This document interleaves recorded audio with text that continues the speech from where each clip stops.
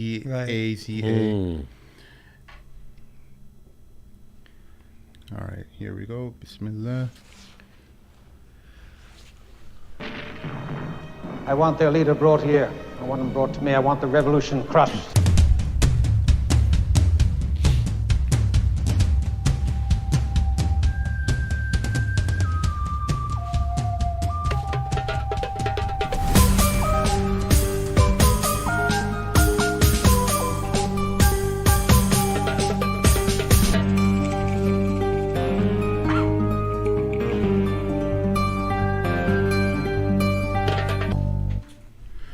Assalamu alaikum and welcome to the Mad Maluks. My name is Sim.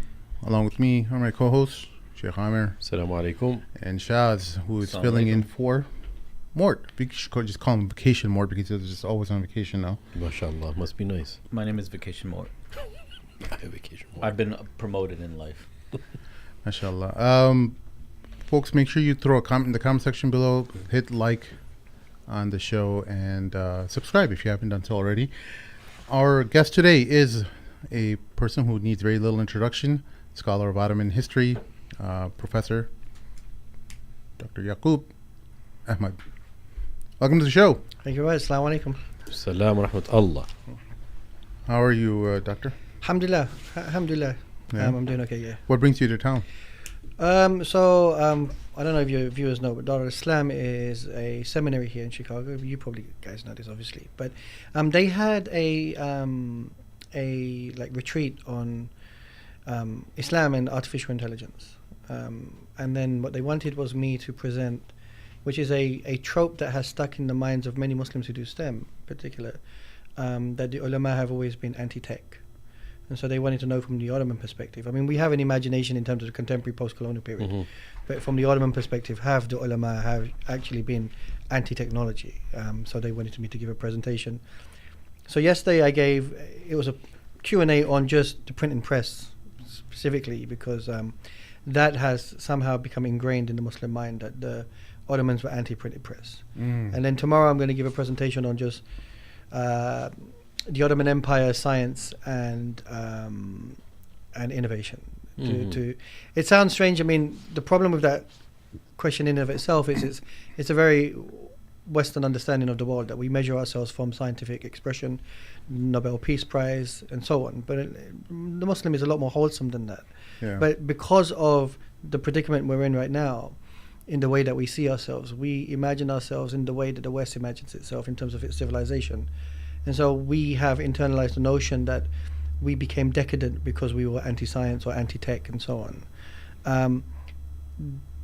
The problem with that is not whether the Muslims were anti-science or anti-tech, but the Muslims were a lot more wholesome, where science and tech is not the only thing that's part of their civilization and the way that you understand yourself. So spirituality, religiosity, good manners, morality, economics, the military, politics, power, all of these should be seen as part of the complexity of how we understand our historical past, but we've narrowed it down to simply that by assuming that because we didn't use the printed press, that somehow we became backwards. Well, we hear about that often, though, right? Absolutely. I mean, that was one of the first things before I even understood anything about the Ottoman Khilafah or anything. It was just like, oh, don't become like how the Muslims of the past were. Right. They were anti-technology. Look how long it took Muslims to adopt the printing press. So can you put that, just give us a brief idea about it? I know you're lecturing about it, so. Yes, I mean, for me, it is a frustrating question to continuously answer, because what it tells me is it's a reflection of the Muslim mind.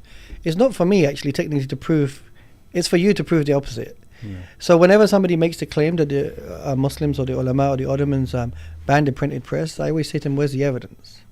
So it's not for me to show you the evidence, actually. I just do it because I'm in this catch-22 situation now where Muslims have been caught up, because they don't know their history very well, that they need a sense of either proving or disproving from the expert. So I become a validation point, which is not how we should be doing history. That's not how power does history, right? And I keep telling Muslims we need to move out of this sort of like headspace. But I always say to them, I say, okay, so when did they ban the printing press? And they'll say, the famous fatwa. And I said, well, where is it? I mean, surely every presentation should be showing you this famous fatwa Yeah. that we all talk about. It doesn't exist. That's the reality. That's why you can't prove it. You can't show it. So the other thing is then I say, well, when did they ban the printing press?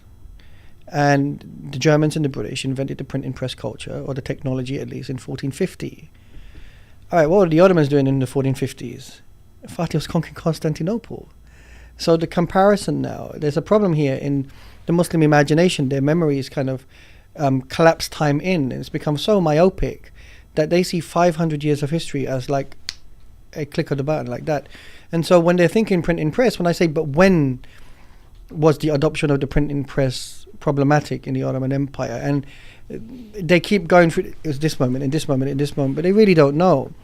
And what you see is, okay, put the Ottomans to a side. What about the Chinese? What about the Japanese? What about the South Americans and so forth? In a global context, why didn't anyone else embrace the printing press? Is it because, the world is just stupid?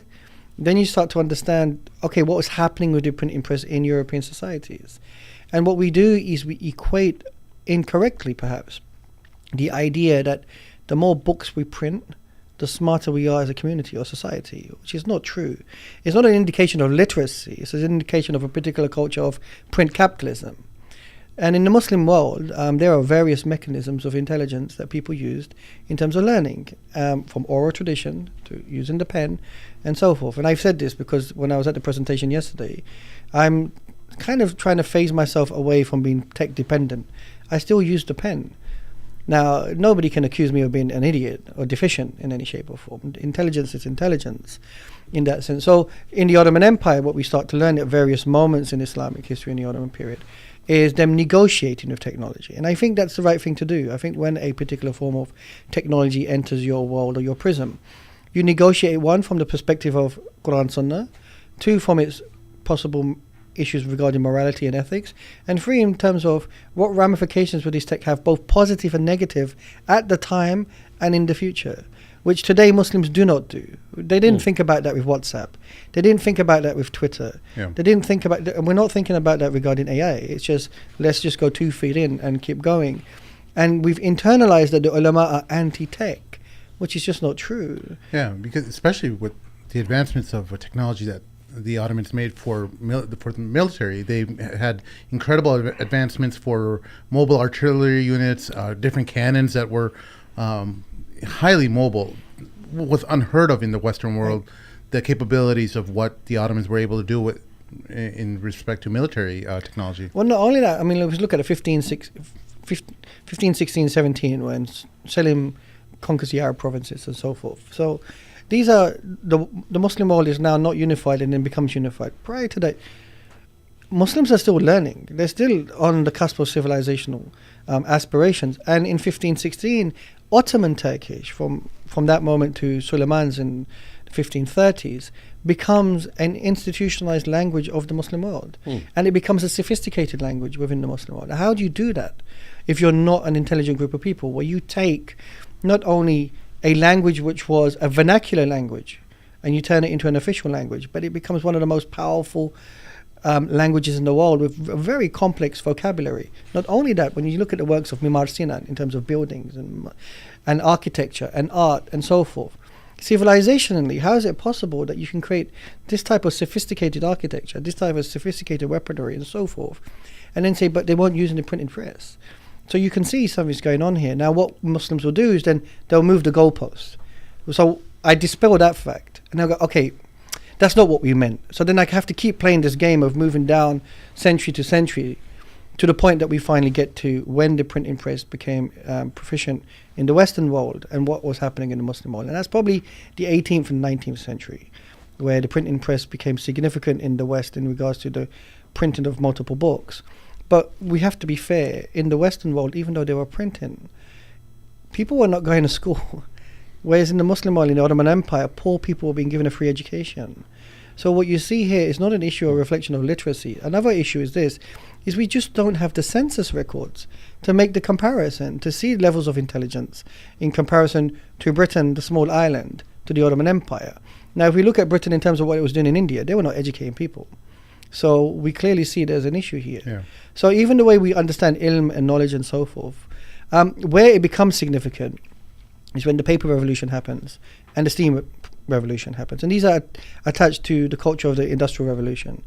And the Industrial Revolution does give Western European states a edge over the Ottomans. But it gives them an edge over the Ottomans in the sense of a 100-meter sprinter or a boxer or an MMA fighter who's taken steroids against the other one who isn't. They are using, by hook or by crook, cultures of colonialism, cronyism and capitalism and slavery to maintain this sort of like mechanism. The ends justify the means. Absolutely. Whereas in the Ottoman Empire, Islam is not going to permit you to do that. Neither is the infused culture of both Muslims and non-Muslims who are aware of their sort of status in the Ottoman Empire, going to subjugate themselves to that. So this is why now you have this issue. So what do you do? Like if I'm fighting MMA fighters on drugs, what do you do here? Do I take drugs? Or do I try to find another mechanism? And I think where the Ottomans struggled here in the 18th, 19th century is to try to find ways, predominantly military weaponry, that can compete with the Western powers who were making machines that are a lot more aggressive and faster. The other issue is the Ottomans and the ulema were very careful about technology not being anti-nature, which is one of the things about modernity, which is tech is very anti-nature, because the modern Western mind wants to control and tame nature. It feels that it has the power and the quwwah to do that. Well, this is the realm of Allah Ta'ala. But they don't have that sense of fear that nature is something that you interact with, you engage with, and it has dangers and so forth. They think they can control it. And so that movement of technology, of resources and people and so forth, it's just not part of the Ottoman imagination. So we could question that. Yeah. I think there is a valid argument that can be made there, that the Ottomans could have done something differently. But the simplistic analysis that we get often within our own communities is not helpful. What I'm saying is, if you want to understand today's current predicament and the complexities that it is, and we have Muslims who will blame various groups and movements for whatever's happening in the Arab world and so forth. It's very narrow, it's very superficial. What we require is, if we're going to give complex analysis in terms of politics, then the Muslim mind has to understand complexity in all forms of knowledge. And that's what we're trying to encourage here. So that's what I'm trying to deal with. So ultimately, like, I think Bayezid II was the one who had some restrictions on the printing press. Well, even that, we don't have the evidence for that. What it seems to be is that possibly, So who's leveling these accusations? Where did it start out? Usually it starts out with That's some... my next question. What's the So impetus of it's in the 19th century, there's a French Orientalist who pumps it out there. And then Bernard Lewis in particular, the famous Zionist, pumps it out there and makes it popular under the frame of Orientalism. Because for him, he had this book called What Went Wrong Regarding Islam. And so for him, the argument is, just like Christianity and any other religion, that it has to go through this sort of like modernizational process. The reason why Muslims fell behind is they were not sticking to the script of modernization, they were resisting it. And that resistance by those so-called conservative ulema was stopping the Muslims to try to make this sort of advancement, right? So then you get these phantom narratives that go out that for us are believable, because we're judging it from our vantage point right now and saying it actually kind of makes sense, because look at us, what's going on. So there's not a reflection of the past at all, it's a reflection of how we feel right now. And this is why I keep saying that Muslims, my concern is that when Muslims say to me, can you teach us history so we can feel proud of the past? I said, it's not the issue of proud of the past. You don't feel proud of yourself right now. You need to get over that. Alhamdulillah, we're here, we're Muslim.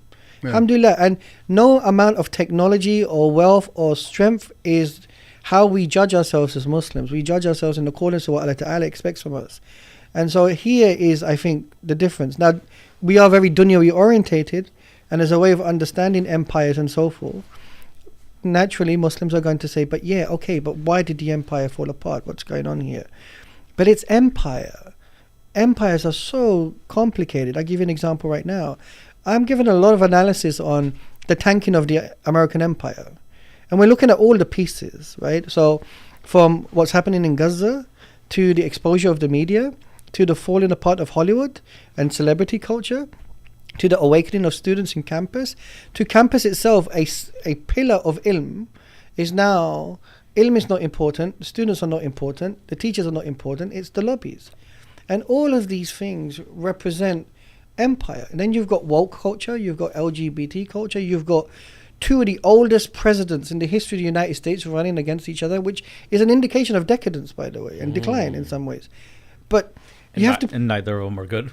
right? It's Okay, like choosing between right? the lesser of two evils. Absolutely, not just for us as Muslims, but just people in the country as well, right?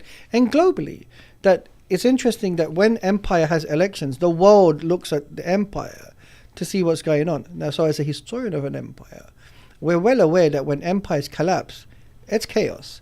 And this empire is global. It's got its fingers in all the pies. Now, why is that important? Because I see the complexities of empire, all the pieces and so forth, and then start to say, okay, this is interesting. But when we look at the Ottoman Empire, people don't look at those layers of complexities. And if you ask any American politician today, in terms of what's happening in the Arab world and so forth, that listen, this is an indication of hubris. This is an indication of collapse. They will not believe you. They say, what are you talking about? And then also on top of that, like, look at the economy. The dollar has Absolutely. lost like 98, 99% of its value since Absolutely. they started the Federal Reserve. Right. And I keep asking every banker I meet, like, what's going to happen when you get to 0%? And none of them have an answer. They just laugh it off. And on top of that, you have these old colonial countries like Russia, China, not Russia, but China and Brazil, India. They're rising.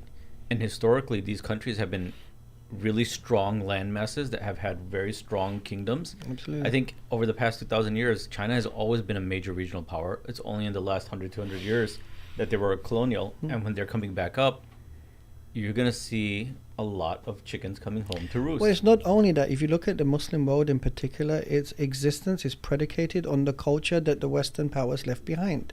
Now, when the Western civilization is in trouble, it naturally has a consequence on the Muslim world because you've modeled yourself, and some nations are at the moment modeling themselves very late in the day on what's happening in regards to the West. And so when that is tanking, it's going to be an identity crisis for those state structures, what takes place. And the Muslim world needs to wake up and smell the coffee. Now, why am I saying all of this? Because if the American establishment, the intelligentsia, the politicians and so forth, are refusing to accept that something's going wrong, then it tells you something about the natural dispositions of people. Same thing happened in the Ottoman Empire, in any empire. We don't want to see the warning signs. So it's very nice now, from our vantage point, to look back and say, how could they not see it? Because human beings believe they can turn it around. Human beings believe just one more push and would win it over. Just one more movement into Rafah and it's done. And so on. This is the hubris of the human mind. And in the modern period, the level of hubris that exists in this civilizational worldview is unprecedented. So, quick question. Like when you go to these dinner parties, you always hear these uncles sitting around and talking. And a couple times I've heard some uncles say the USSR went bankrupt fighting in Afghanistan, and that's how it fell apart. They just bankrupted themselves. Do you feel that's true of the American Empire in Afghanistan? They spent 20 years, several $100 million, thousands of lives. They got nothing out of it. Do you think they've bankrupted themselves and that's speeding up the collapse of the American Empire? I think it's an indication of a particular... Look, so Allah Ta'ala says in the Quran that, that resources will be wasted until, nations collapse and so forth, right? And one of the interesting things here is there is definitely a shift in terms of the capacity and capabilities of this empire. Afghanistan and Iraq, they just went into it 2 feet in and just blitzed it. Whereas now you're seeing a particular hesitancy in terms of managing resources, Russia and Ukraine, and so forth. So clearly coming out of Afghanistan, and then even in this country, the tensions between the two political parties and so forth. So maybe it's not as simple as saying that what happened, the withdrawal in Afghanistan is an indication of the wasting of resources, because in some degrees the military machinery in of itself is an income producer in this country, right? But when you put the sum totality of all of these things put together, and that's the complexity of empire, how do you spin all those plates at the same time? You're starting to see that they are struggling to spin all the plates, and they are dependent as they have been in the past. This is a unique thing about the Americans, is they've had allied partners, and partners who have supported them in particular actions and activities. On this occasion, their partners are unable to support them in the way that they wanted, whether it's in the case of Europe, or whether it's the case against the Houthis in Yemen and so forth. And so you're seeing that everyone's a little bit nervous, because this is a very extreme situation which nobody, whether it's the allies of the United States or the people in the region, have seen. They never saw this coming, right? It's caught them off guard. And so in that sense, I always say to people, because you guys have spoken to Sami Hamdi and he talks about the agency of Muslims in the US, and I say, you've forgotten Allah Ta'ala's agency. Allah Ta'ala has agency, and Allah Ta'ala is lifting veils here. And this is very interesting, that now's the time to open your hearts and minds and see what Allah is doing. And this is the time to get busy in terms of make the awareness and really exposing the hypocrisy and the lies of power, because power is predicated on creating a perception. And perception, most often, in terms of politics, is dependent on a lot of falsehoods and lies. And here you're seeing every lie being torn apart. And when that happens, and you lose public opinion, and you lose the trust of people, that's when the cards start collapsing. And this is very interesting for me to observe as somebody who's seen empires collapse before, or read about empires collapsing before. So this is the way I look at it. When you see Gaza, and I know you have a lot of thoughts on Gaza. Yes, sir. That's ultimately what I've been kind of talking to a lot of people about, is that Gaza is really opening up people's eyes and lifting the curtains off of many of the narratives and the people who are out for clout and for publicity and celebrity. Those people are being kind of exposed as people who were chasing that, and there are people who, even on the non-Muslim side, who are genuinely interested in truth and protecting their rights and for protecting freedoms and justice and things like that. You're clearly able to see who is who in this conflict. What are some of your takeaways from this? Well, I think the last 100 years or so, there's been an onslaught on our very fitra as human beings, right? And what Gaza is doing for not just Muslims, but for the collective fitra of insan, is reminding them of their humanity, fundamentally. It's not normal. It's not normal to kill someone, right? That's abnormal. That's why it's abhorrent. Instinctively, we know that's wrong. The fitra knows it's wrong. It has a memory. It knows. And, because certain philosophers, they talk about, like, I give you an example. A lamb, for the first time, when it sees a wolf, how does it know to run away? It's never faced that threat before. It's a fitri fear. It knows that animal is designed to come after me. There's something in the fitra of insan that knows killing people is wrong. And then when you see the way that people are indiscriminately being obliterated, not only that, but the people who are being obliterated are standing up tall with pride and representing the truth indiscriminately. I mean, it's crazy where in the land where you're being oppressed the most, you are speaking the most truth. And in the nations where they tell you have the freedom of speech, you are not allowed to speak the truth, right? And that area there is obliterating this sort of like civilizational contestation in that sense, right? And in this part of the world where once humanity has been so aggressively attacked, I think on the fitri level, there are many Muslims and non-Muslims who are recognizing this is not right. This is unacceptable, and this can't happen on my name. The issue here, though, is once we recognize that that's unacceptable, where we're not driven at the moment is what's the solution? Where do we go from here? Right now, we're just simply responding to we need this to stop. But as Muslims, we have to be driven towards some sort of solution-orientated policy in that sense. And at the moment, clearly in the region, the states don't have the appetite for that.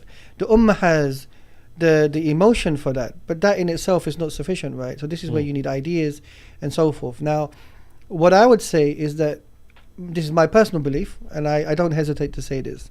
I think this is the beginning of the end. Yes. Now, that could take time. It could be 10, 20, 30, It could be 100 years. Right, but this is the beginning of the But end. the domino effect has started. Once you go down a particular rabbit hole, that deep and that dangerous and that violent and aggressive, just like the Sepoy revolt in 1857 in India, the Muslims were saying at the time in 1857, the British are done. This is it. This level of violence, they can't recover from. And they didn't. Yeah. It just took a bit of time for it to go. So that's what I'm seeing here right now. But look at the time. So, wait, are you saying that this is the end for Israel or end for American empire? I think a bit of both, because the Israelis sort of as an outpost in the region, in the way that they've become amalgamated with the United States of America in the last 50 years, means that the difficulty of differentiating now becomes impossible, right? And that project, which is a particular type of Western-inspired project, if it collapses, not only does it undermine the Israeli states, it undermines American supremacy and hegemony. That's in trouble, right? And so as a result of that, if that goes, what happens next? And then people start thinking differently. So I think here now, they've gone a direction, which is interesting for me. The greed of insan all chips in. Yeah. Okay, if you're going to play that game, maybe we may not be able to do something, but you're playing a high-risk gamble, and it's not paying off.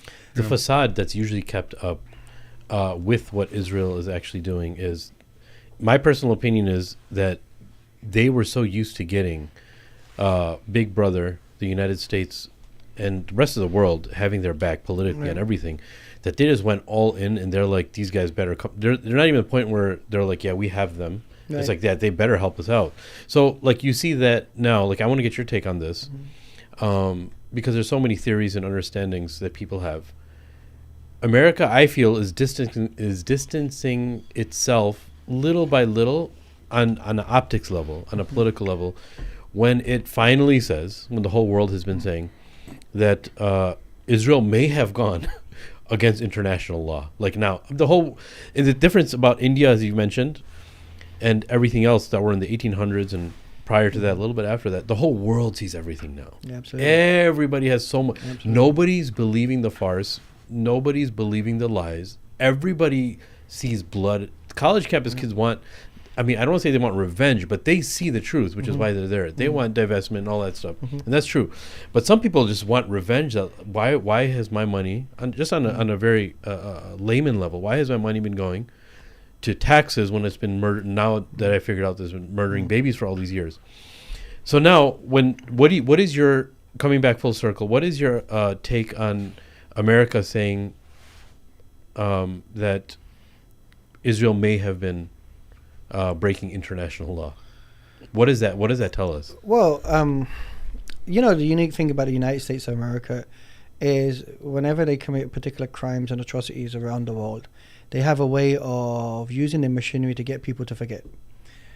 We forget about Afghanistan. We forget about Iraq. We forget about Libya and so forth. I mean, Hillary Clinton, when she came out the other day talking about, people don't know anything about the Middle East. And I'm thinking, are you kidding me right now? Do you think we've forgotten what you've been doing over the years? Do you think we forgot what you did in Libya and so forth? And they seem to assume that we have very short memories.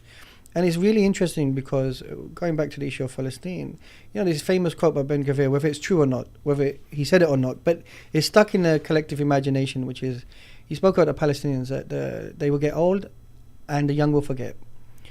They didn't forget.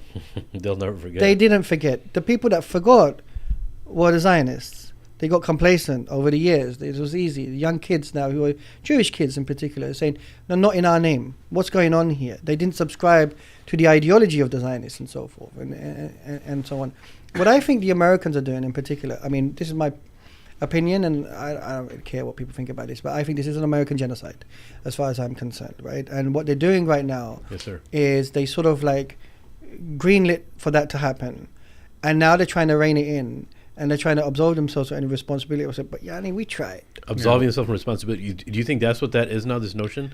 Yeah, they want to they want to throw the right-wing government under the bus. Yeah. And then turn around and say, look, we did what we could. The mechanisms were like this, and Israel is an independent state, and it was a right wing who went, we'll get them out of there. We'll have a new government. We'll talk between us and the Palestinians and so forth.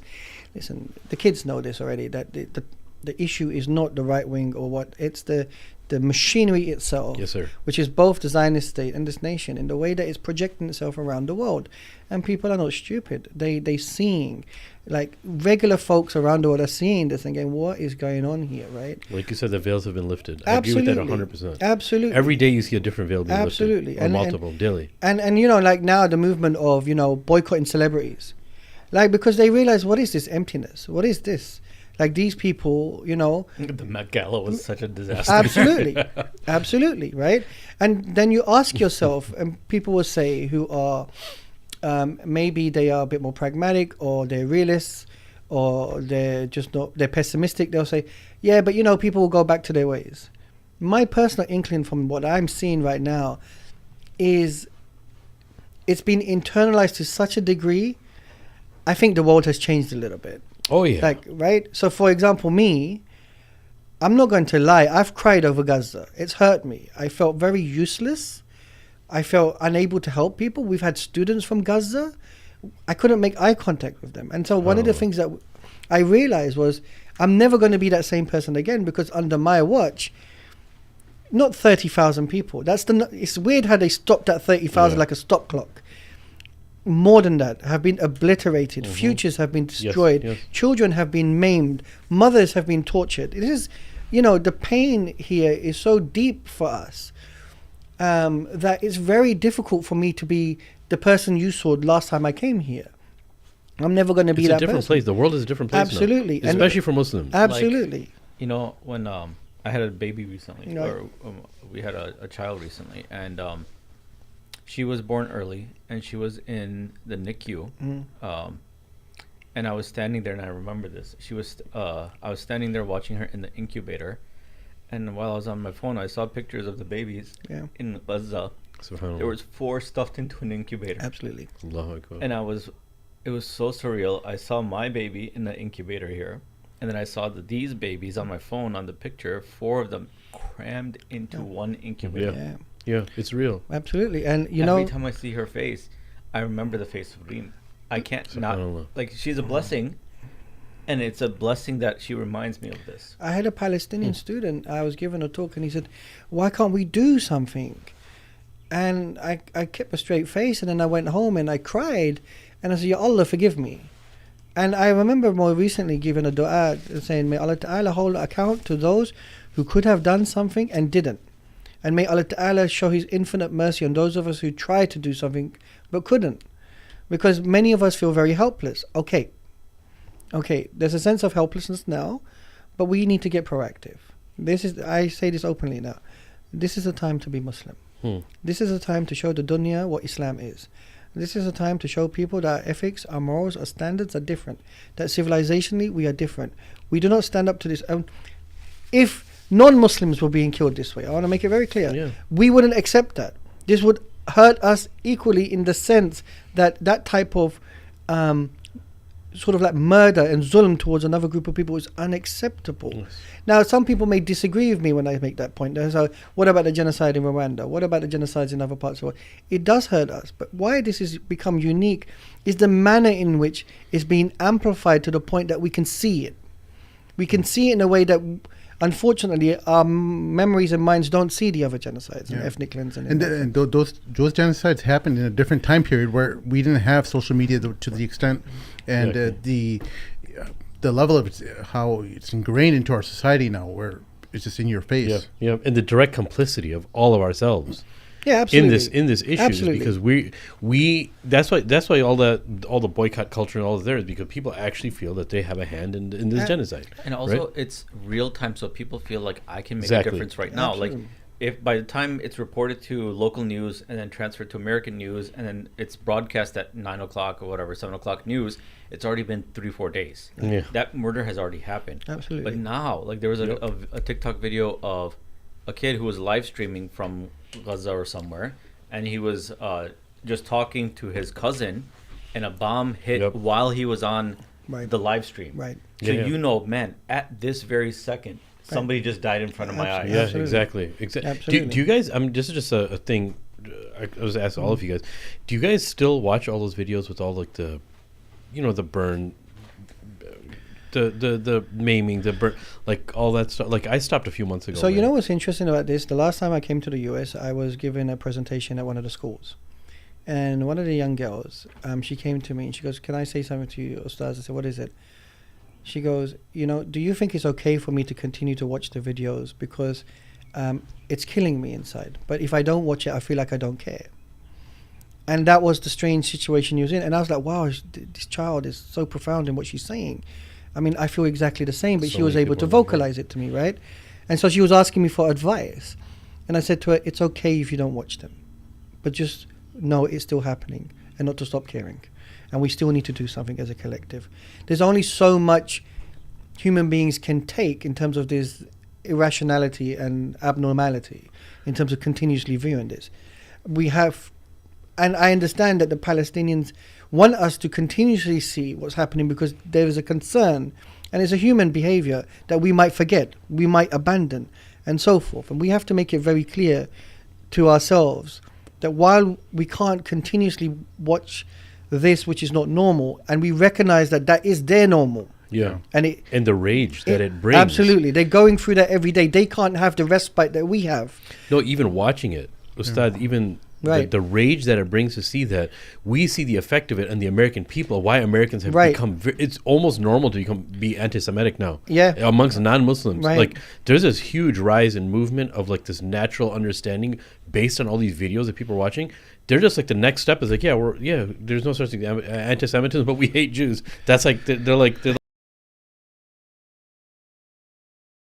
I just had this conversation with my kids as well, and I told them, look, when you want to unsubscribe to a channel that has all these kind of images, subscribe to something else that is clean, or that doesn't, it's talking about the same issue, but it's clean, so that it's not, you're not putting it out of your memory. You just those. But the crazy thing now, Sim, is that everybody's talking about it. Yeah. Everyone, especially if you're Muslim, in everybody's circles, everybody's talking about it. Yeah. Right. And especially those families who have some closeness to Islam or a leaning towards Muslim and understanding of Ummah, this Ummah vision. Those families are always surrounded by it. You know what I'm saying? And even if, and I agree, you should definitely replace. But those people who definitely want to take a hiatus from watching that stuff, I would say please do. But like you said, just be aware of what's happening. I say there's no way of avoiding it now. Yeah. Because everybody's talking about it now. Allah subhanahu wa ta'ala gives us the answers in the Quran, like, Surah Mudassir, Surah Muzammil. You need to spend time praying and connecting with Allah in seclusion so that you can recharge your batteries, so that these things don't just like Yes, sir. tear apart your soul and your mind and your psyche. That's true. That's very true. How come you didn't say that, Sheikh? You're the Sheikh. Because you're my Sheikh, bro. But the two interesting things both of you guys said, which I really like. The first thing is, the sort of onslaught the Muslim Ummah has gone through this century is unbelievable. And anyone else would not have survived this if it wasn't for Islam and our connection to Allah Ta'ala. And I think fundamentally we should turn to Allah Ta'ala because our fitrah needs it. And that is a really important point. And the second point you made, I think we have to continuously talk to our children, okay? In the sense that they are in a world now which is so crazy that you can't just have one conversation with them and think, that's it, I've done my bit as a parent. You have to be on top of them in the sense of educating them, reminding them, highlighting them, to them what's happening, but at the same time regulating their emotions. Understand that they are being traumatized by this. It's difficult for them to go to school. It's difficult for them to go to bed, and continuously be aware as a parent of being sensitive and saying, listen, it's not just me who's suffering here, my child, let's not forget that. And so this is the ripple effect it's having. And I think we have to be responsible as parents here to continuously not only educate our child, but to engage with them where we are in control in the way that we're helping them through this. Because this is a collective trauma right now, and nobody's more traumatized than the Palestinians in that sense, right? Of course. When this ends, inshallah, there's going to be a huge trauma. Right now, when you're in it, you hold together strong, but when the release comes, and we should be prepared for that to support them. That's exactly one of the reasons why I was very excited that you're here today, honestly, because as a historian, you've seen genocides occur. You've seen situations in superpowers change, collapse, revival of another. So when this genocide ends, and we hope Allah brings it to an end soon, but when we start seeing the ending of the genocide, so I have two questions. As a historian, as you see this happening, what are you seeing that you don't hear people talking about? Like, what are you reading between the lines? The second thing is, after this starts ending, what do you think is one of the first things that happens? It's difficult to know, actually, to see what will happen in that sense. But what is unique for me to observe and see is whether people go back to their ways. Emotion is interesting, because when you're emotionally charged about something, then when the release comes, you go back to, like an elastic bang, back into your form. The question would be that, do people keep kicking on? Okay, for example, to say the genocide is ended, but this hasn't ended. We're going to keep pushing. This has to stop and keep moving forward. In what direction are they going in? Like, do they return back to Starbucks? Or do they say, no, never again? Is it only Starbucks? Is it just the beginning? Like in Turkey, for example, I encourage people said, what's the boycott going to do? I said, it says something about your principles and values. It's not about what it's going to do. Where do you stand? And in that sense, never go back. And in some ways, I'm seeing a shift where people have a consciousness now. They're saying, okay, wait a minute.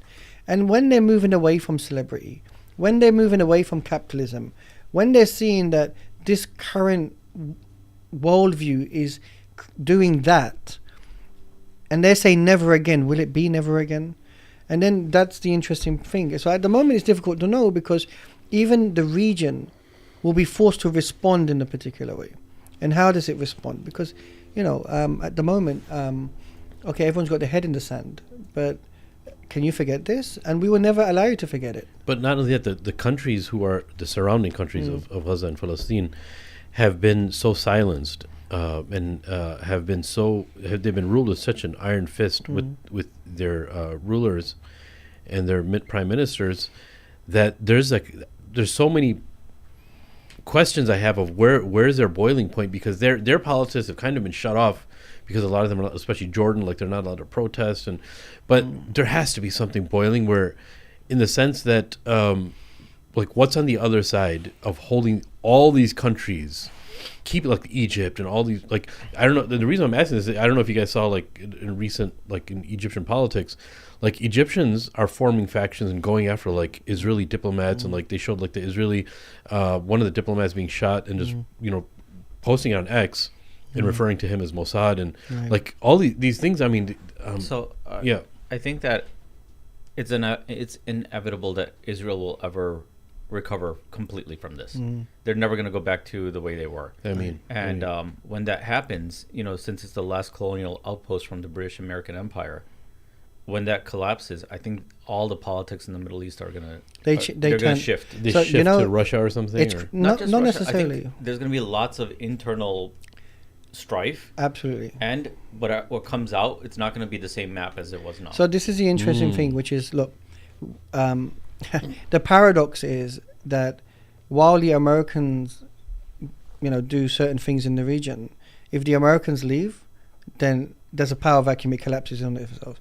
So the region is kind of stuck by the American elastic band that's holding it together. Kind of what happened in Iraq, but it happens on a bigger scale. Whenever an empire, and when I mean empire, the American could still be a nation in terms of here and so forth, but its ability to control and regulate the world as the sole superpower, when that day comes, and every empire has its day, when that day comes, there's probably going to be a power vacuum in the region. This is why it's so important to frame this as an American genocide. Yeah, absolutely. Because if you don't, then you're going right back to, it was just Israel. Yeah, that's right. That's right. That's very true. SubhanAllah. And then when that combustion happens, then we get to see, and this is why then you understand why the states in the region, are just sticking their head in the sand, because they're nervous that if this empire goes. But then, without even doing anything, the empire is just sowing the seeds of its own destruction. So this is where we're at right now. Right? I mean, the hit. So this kind of ties into the other things too that we were talking about people being like despondent, and nobody really talks about this because of the country that we live in and the laws that we have. But the Israeli military is taking a beating. Yeah, I heard. And if you guys watch Electronic Intifada on YouTube, every day, I mean, they have, much stronger legal team and stuff. So they're showing videos from the war, and they're showing how the Israeli military is just getting beat down. On the ground, yeah. There's rumors that they've lost almost all of their tanks. There's like elite, how they have like elite Golani brigades and this brigade and that brigade. Some of these brigades are taking 20, 30%, some even 40% losses. And you probably know about this living in Turkey, where there's a lot more openness. But here in America, nobody knows about this stuff. Well, what's interesting as well is that, once again, going on to this as an American genocide, because the munitions are coming from here. If the munitions stop, it's not sustainable, right? Even with the munitions, like the people Absolutely. on the ground, you're right. They're just not fighting. But what I'm saying to you is, imagine, so what you learn, and people can say it's theatre or whatnot, but what you learn is, one, there's a deficiency in munitions. There's a deficiency in terms of foot soldiers, and that the Iranian drones also highlighted a particular deficiency. And you're looking and you're saying to yourself, that supremacy is never coming back. And the way to instill that supremacy in their mind is we double down on it. But it's just not working. It's not working. It's not working because you've just gone too far. Yeah, even Right? the UN. You see how hard Yeah. that UN. I forget that dude's name. They doubled down real. He just keeps going and just blames the whole UN and shreds up the UN And, charter. and it's become comical. It is. Because we're all looking at it and he's coming with, you know, bricks and shredding machines and signposts. And you're going, are you kidding me right But- now? Do you honestly think we've become that primitive? But the fact that they can keep going, the shamelessness. I mean, the fact that they can keep doubling down, and it's well, it just shows how that- it just shows how disconnected they are. It from shows the how world. exactly. It shows how disconnected they are. Yeah. And usually, when you see people in the past, and you can speak to this a lot better than anybody else, when an entity who is oppressive becomes very disconnected through their oppression, Yeah. they don't have too much time left. Yeah, that's right. Right? That's right. And this is why then Muslims have to be a little bit more intellectually proactive and say, okay, I mean, part of why we do history, the idea is we don't only learn about the past, but we have to be visionary about the future. And now this discussion that we're having right now, and I'm having quite openly, is not because I'm reveling in it or I'm enjoying it or whatnot. I'm explaining as an analyst that this is what we're seeing in terms of particular forms of patterns. And you know what? My thinking, based on the evidence that I'm seeing in front of me and historically what's happened in the past, this is the direction it's going in. And in fact, they're in trouble. And they can disagree with me on that, but they can't take my right away to say that, because that's the sort of like analysis that I'm putting out there. And that's because that's what I see. The perks of being a historian. Ustad, do you think, you know, maybe in like 20 years, 50 years, when they write history about this in the textbooks, do you think people will call this World War III? Because you have Russia, That's a great Ukraine, question. you have Israel, Palestine, and then there's like the Yemen and the Red Sea, and then there's also, I think, building tensions in Taiwan and the Taiwan Straits. It's difficult to know, because often when human beings construct these labels, they do it in the attempt to try to shape the way that you see something. And if historians in the future want to frame this in this way, as a way of creating a particular Eurocentric continuation of World War I, World War II, World War III types of narratives, they may do that. Or they may choose not to present it in that way so that it doesn't sound that heavy in regards to their loss or whatnot. The reason why I understand why it could be framed like that is because in the modern period, at least, empires combusted fundamentally because of the two great wars. But in the case of the USSR, that wasn't the case, right? And in case of communism, it collapsed for different reasons in different ways. So this could be very different in that sense. Now, the interesting thing for me is the Muslim, so like primitive Muslim imagination is the Russians and the Chinese will take over. Well, what are we doing here? What are we thinking? What's the point of being Muslim?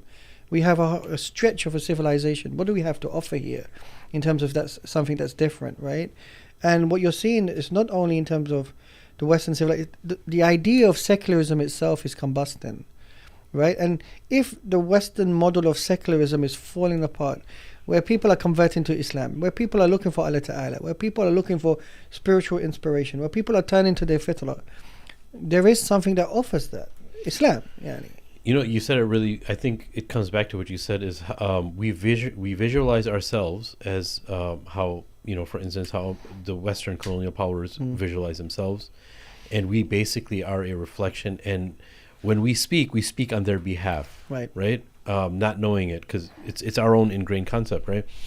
And I think one of the main reasons why people right away, like what I just said, Russia, when you talked about the power vacuum, right? Because you hear sometimes, like, Russia now, after all the atrocities that it did, seems to almost posture as if it supports Hamas or something, right? And the freedom fighters, as sometimes they refer to it as. But what I think we're just so defeated that we have no hope, even though we claim that we do. I think that we've lost complete hope in the people who are the shepherds, who are supposed to be shepherds of the Muslims, that we're just watching something and hoping something's going to happen, but we're not confident something's going to happen. Two things. One is the Algerian thinker Malik bin Nabi. He was a writer of civilizational theory. And when Algeria was colonized and then when Algeria was freed, he was concerned that the Algerian mechanism was still following colonial patterns, right? We'd freed ourselves from the French, but we still had this particular colonial methodology upon mental us. chains. Absolutely. So he used the term colonizable. He said, I'm not upset at the fact that we were colonized, I'm upset at the fact that we were colonizable.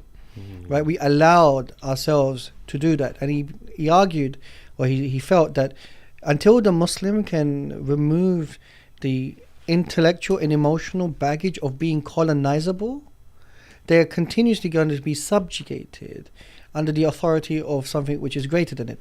And it goes back to what Ibn Khaldun says, right? Which is the idea that when a group of people are defeated by another group, the soul itself starts to look in awe to the ones that defeated them. So Khaldun and Bin Nabi are both pointing to the ruh itself feeling a sense of inferiority in comparison to someone in that context. So the first thing is the Muslim needs to find ways of trying to cleanse itself from this ability of being hoodwinked and colonized and feeling defeated and feeling subjugated. One. The second thing is because, as we mentioned, turn to Allah Ta'ala, turn to your Quran.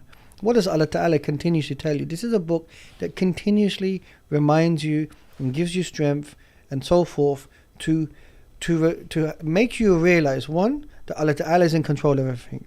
Two, if you die right now, you are in the process of trying to please Allah Ta'ala and liberate insan. And three, in the end of the day, that irrespective of what happens, you have to try to please Allah Ta'ala in the hope of trying to fashion a process for the next generation or the generation after, right?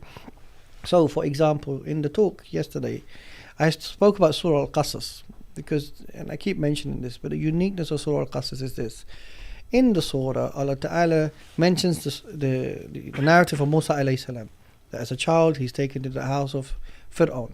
So he's raised in the household of Fir'aun. He understands the logistics of Fir'aun, the power of Fir'aun, the culture of Fir'aun, and so forth. And then he's given Nubuwwah. And then, bit by bit, first he gets the support of Harun alayhi salam and the followers, the Muslims, and then piece by piece, every miracle Musa alayhi salam is doing is not, it's not like some sort of Marvel Universe magic. It's exposing the lie of the pharaonic power. Every single one is exposing the falsehood which Fir'aun's power is predicated on.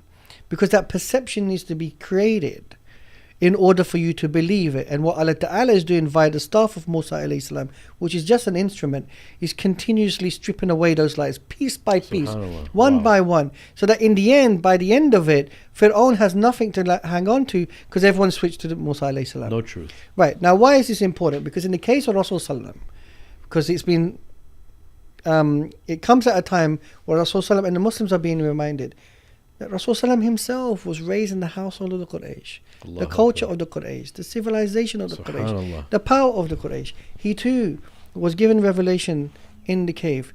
And then, via the Quran, one by one, he's revealing the lies that the power of the Quraysh lean on, stripped away piece by piece gradually. And Allah Ta'ala says in the surah that I could have shown you a miracle for your eyes, but when you would do what the people of Musa did, you would not believe it. So I've sent the Quran for you so that you may hear it, right? So even there Allah exposed. Now why is this important?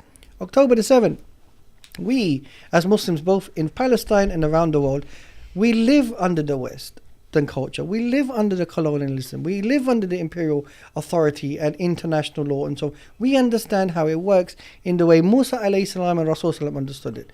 And then what happens? We had an awakening moment, which was October the 7th, just like Musa alayhi salam and Rasul salam. And then piece by piece, one by one, the layers are being stripped away of the lies gradually, so that the perception which you create with falsehood of your supremacy is gone.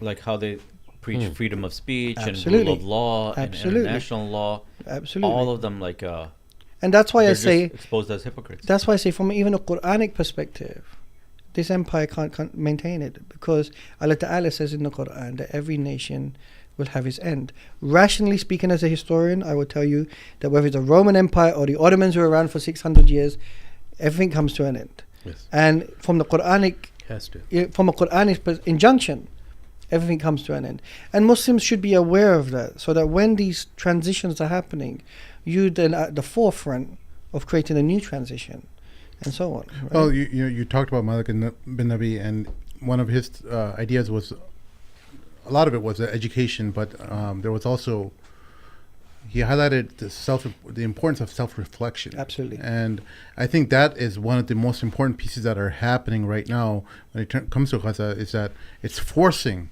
It's so different from any other moment in history, where it's forcing people to self-reflect and look at each other and see, wait, how did we get here? What can we do? What's my role in all this?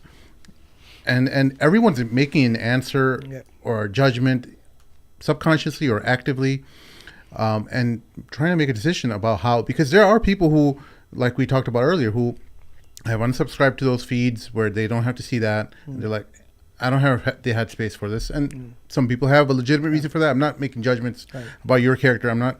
There are some people who are who have incriminated themselves, like DJ Khaled, for example, who I'll never stop making fun of. But there are people who are like that, but I'm not saying every single person is that person. And it's important to make that distinction, because there are people who have their other trials that are happening in their life, and all kinds of other things happening. But there, as a collective, as an ummah, we are being forced to have this reflection. And I think the ultimate how we come away with this self-reflection ultimately will show us where we go in the next 20 years. Because it could, if we don't have the right thoughts and how we frame this, then we could have another 10, 20 years of more pain and suffering. And that's a wonderful point about the collective self-reflection, right? Which is, in order for us to change our disposition, we're going to have to go through this collective self-reflection point. Unfortunately, the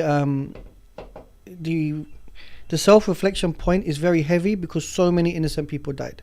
And as a result of that, while we may wake up on the back end of the loss of innocent people's lives, we will be held accountable on the Day of Judgment for that. We will be held accountable on the Day of Judgment for that. So as a result of that, that self-reflection now feels very heavy. It feels very heavy for me, because why did it need this to happen for us as a ummah to finally go, you know what, this is not right? But it happened. Okay. So now we are in this moment. And in that sense, you know, that sort of like sense of guilt should drive you. And you should be doing tawbah until you die to Allah Ta'ala, that this happened on your watch. Not only this, but Syria and, you know, and China and whatever in that sense. But here, what we're seeing right now, the extremity. And so that self-reflection moment first, there should be pain. And then that self-reflection moment, okay, alhamdulillah, we're Muslim. Now we are, you know, driven towards trying to offer something else. And Allah Ta'ala is Ghafur Rahim.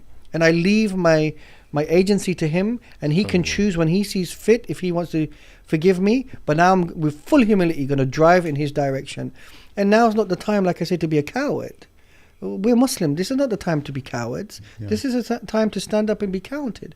Who are you afraid of now? What have you got to lose now? What are we going to lose now? You want to see Aqsa being lost? Is that it? You want to see the absolute obliteration of every single Palestinian in the region? That's what terrifies me the most. What if we don't have a red line? Like, what is Makkah and Medina our red line? Like, alhamdulillah, I think we do have a red line, but I hope that that red line is at least what we've experienced thus far, that it doesn't progress to something much worse that forces everyone to act in their like a fight or flight type of. Yeah, no, I think that's you mentioned something to tie this all together, because we talked about a lot of cool things in the past 5 minutes, but you said in the next 20 years, right?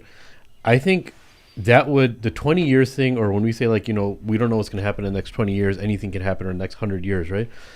The fact that everything is so real time now changes. One thing that taught me about Gaza, look where we are in 7 months. I'm telling you, I know myself and multiple people who, not just awareness of Gaza and Palestine, the Middle East, awareness of everything has been like gone up manifolds. And now we're using social media a lot smarter. We're getting instant messaging about so many instant information. So the reason I'm saying that is, I don't think 20 years is something we have to wait for anymore, because of the speed of information, of what things would require back in the day for 20 to 50 year increments. I think the other thing that Gaza taught us is that we never know. And I know you guys heard me say this again, it's probably getting old. What Gaza taught us is we have no idea where some change is going to come from. We have no idea. Yeah. We had no idea that October 7th was going to happen. Nobody really saw it. We had no idea it was going to have this type of domino effect. We had no idea which type of people would stand up for the Muslims. We had no idea that Muslims, like the double, just in America, the amount of victims that have been killed as shaheed, inshallah, in Palestine, double the amount have replaced them as far as conversions to Islam. And then these kids on college campuses who got a bad rap for being like woke, but they happen to be like championing on a certain sector of the human community in the United States and all across the world. All these changes are happening so rapidly, and it's almost like it's a force that's impossible to stop. And I say this is the last thing I'll say. Muslims, because there's a part of we as Muslims we have to believe that an ummah that leaves its deen, an ummah that leaves a proper understanding of jihad, like from the hadith of Rasulullah, that is the ummah that Allah humiliates. So a part of the humiliation of the Muslim that has Allah and His Rasul and the knowledge of Allah and His Rasul happens to be the weakest people. This is not a coincidence. This is by design, and it's something that Allah is teaching us a lesson of. And the reason why I say that Not just is a lesson, just that it's a framework of thinking. it's a frame. Jazakallah khairan. You're right. First and foremost. But even if the Muslims were to be still afraid and not do something, I am guaranteeing you, it is going to be non-Muslims that are spearheading this hate of oppression, and Muslims inevitably have to be behind them, if not in front of them. And I see that all the time now. I see that the passion that the non-Muslims have, siding with the thing of Allah, they're saying whatever they want, and Muslims are like still like, oh my God, how are they saying that? We're still in that phase. They do enjoy a certain privilege. Of course, that's what that privilege is important, and Allah is letting us see that too. Yeah. Right. But our deen that we have is much more powerful than that privilege. But if Allah wants to bring a change to the privilege of people who are non-Muslims, is because they just see an injustice. Look, the main thing here is injustice. When injustice occurs, Allah subhanahu wa ta'ala brings changes, but it's not always going to be through us as Muslims. Right? But when injustice has to be uncovered, we're talking about like the veils being lifted, it can be through anybody. Right? It can even be through the enemy of a Muslim, right? Or enemy of Islam. But I think it's so hard for me to think that even if this genocide stops, or if there's some type of ceasefire, which I don't think there is going to happen anytime soon, but even if there is, there's so much momentum behind this. Even if Muslims aren't behind this, there's such a huge encouragement of other people who have skin in the game that are going to keep going. Yeah. You know? Two things I want to add. What you were saying about Allah giving honor to the people who don't give up the fight. I mean, just look at Yemen. No one would have ever thought Yemen would stand up, having gone through so many decades of famine and war. Yeah, and nobody stuff. thinks about Yemen. And dude, they're holding their ground. The U.S. can't do anything. They've already spent, hundreds and thousands of dollars bombing them, millions of dollars bombing them. What are they going to do now? Bomb the rubble? They bombed the buildings into rubble, and now what are they going to do? Bomb the rubble into dust? They have nothing on Yemen, and Yemen controls it, and they're still running the blockade. And look at South Africa. Again, very poor country, doesn't have a lot, and they took Israel to the court. And Allah has bestowed so much honor and privilege on these two countries. And now the countries that are so quote unquote powerful are coming to them and begging, saying, hey, the Emirates was trying to offer, like a bribe them into giving up the court case in ICC. Ridiculous. And then, the U.S. went to them saying, hey, we'll take you off this terror list and we'll invest this much money if you lift the blockade. Allah humbled them. That's in right. front of Yemen and South Africa. And you never know who actually has power based on this. Yeah. And then just one thing that Tim was saying, these people have privilege, but if they use that privilege to preach for justice, then I think they've earned that privilege. And that's another way Allah bestows honor. That's a great observation. And then if, Absolutely. Great observation, I sir. don't like how people just bash on white people all the time saying, oh, they're privileged. There is some type of social justice that is true, but then there's some where you're just crossing the line and you're being a keyboard warrior. Yeah. No, I agree. No, and I'm profound, brother. Profound. Make it clear, I wasn't dispelling that. They're coming from a privilege where they don't get persecuted for that. If Muslims said some of the things they said, They would be under investigation. Can I just add to this Yeah. as well? Because I was having this conversation before. That the Muslims who are on the front line at the campuses, and this is just my personal humble opinion, if they are going to be marginalized or get into trouble and so forth, the community needs to protect them. If they are not going to get jobs, you find them jobs. Yes, sir. If they don't have money, you help them with money. If they lose their honor, if they're going through court cases, you find the funds for that. Those kids are putting their futures on the line, and the community is not. So if the community does believe that it's a community, then those kids that are there, you need to protect those kids. 100%. Do not abandon those kids, because then they will become very bitter, fundamentally, because they fought for something they believed in, and we abandoned them. Yeah. So I'm making this as an open appeal to everyone who's listening. Yes. Those kids at the university campuses right now who may get fired, who may be, some of them are Muslims who the immigration will kick them out and so forth. Find funds together and support them rather than building a well here or building another masjid or another institution. Agreed. Because those kids need it. And I just wanted to say that because I do believe that. No, there's so many Muslim entrepreneurs and business owners Absolutely. and doctors and medical Absolutely. profession. If you know about anybody that's having a hard time, Right.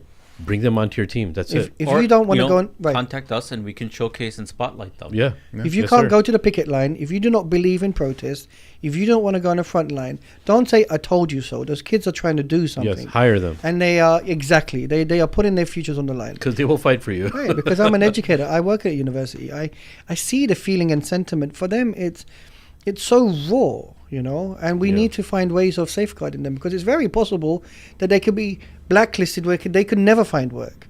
Then we find ways in our community to make sure that they can help and serve. No, ultimately, there a lot in the United States, our community specifically, apart from other Western communities, other European countries, the Muslims over here are the wealthiest in the world, at least in the South Asian and Arab communities. We can fund a lot. Yeah. A lot of us just don't choose to, but Yeah.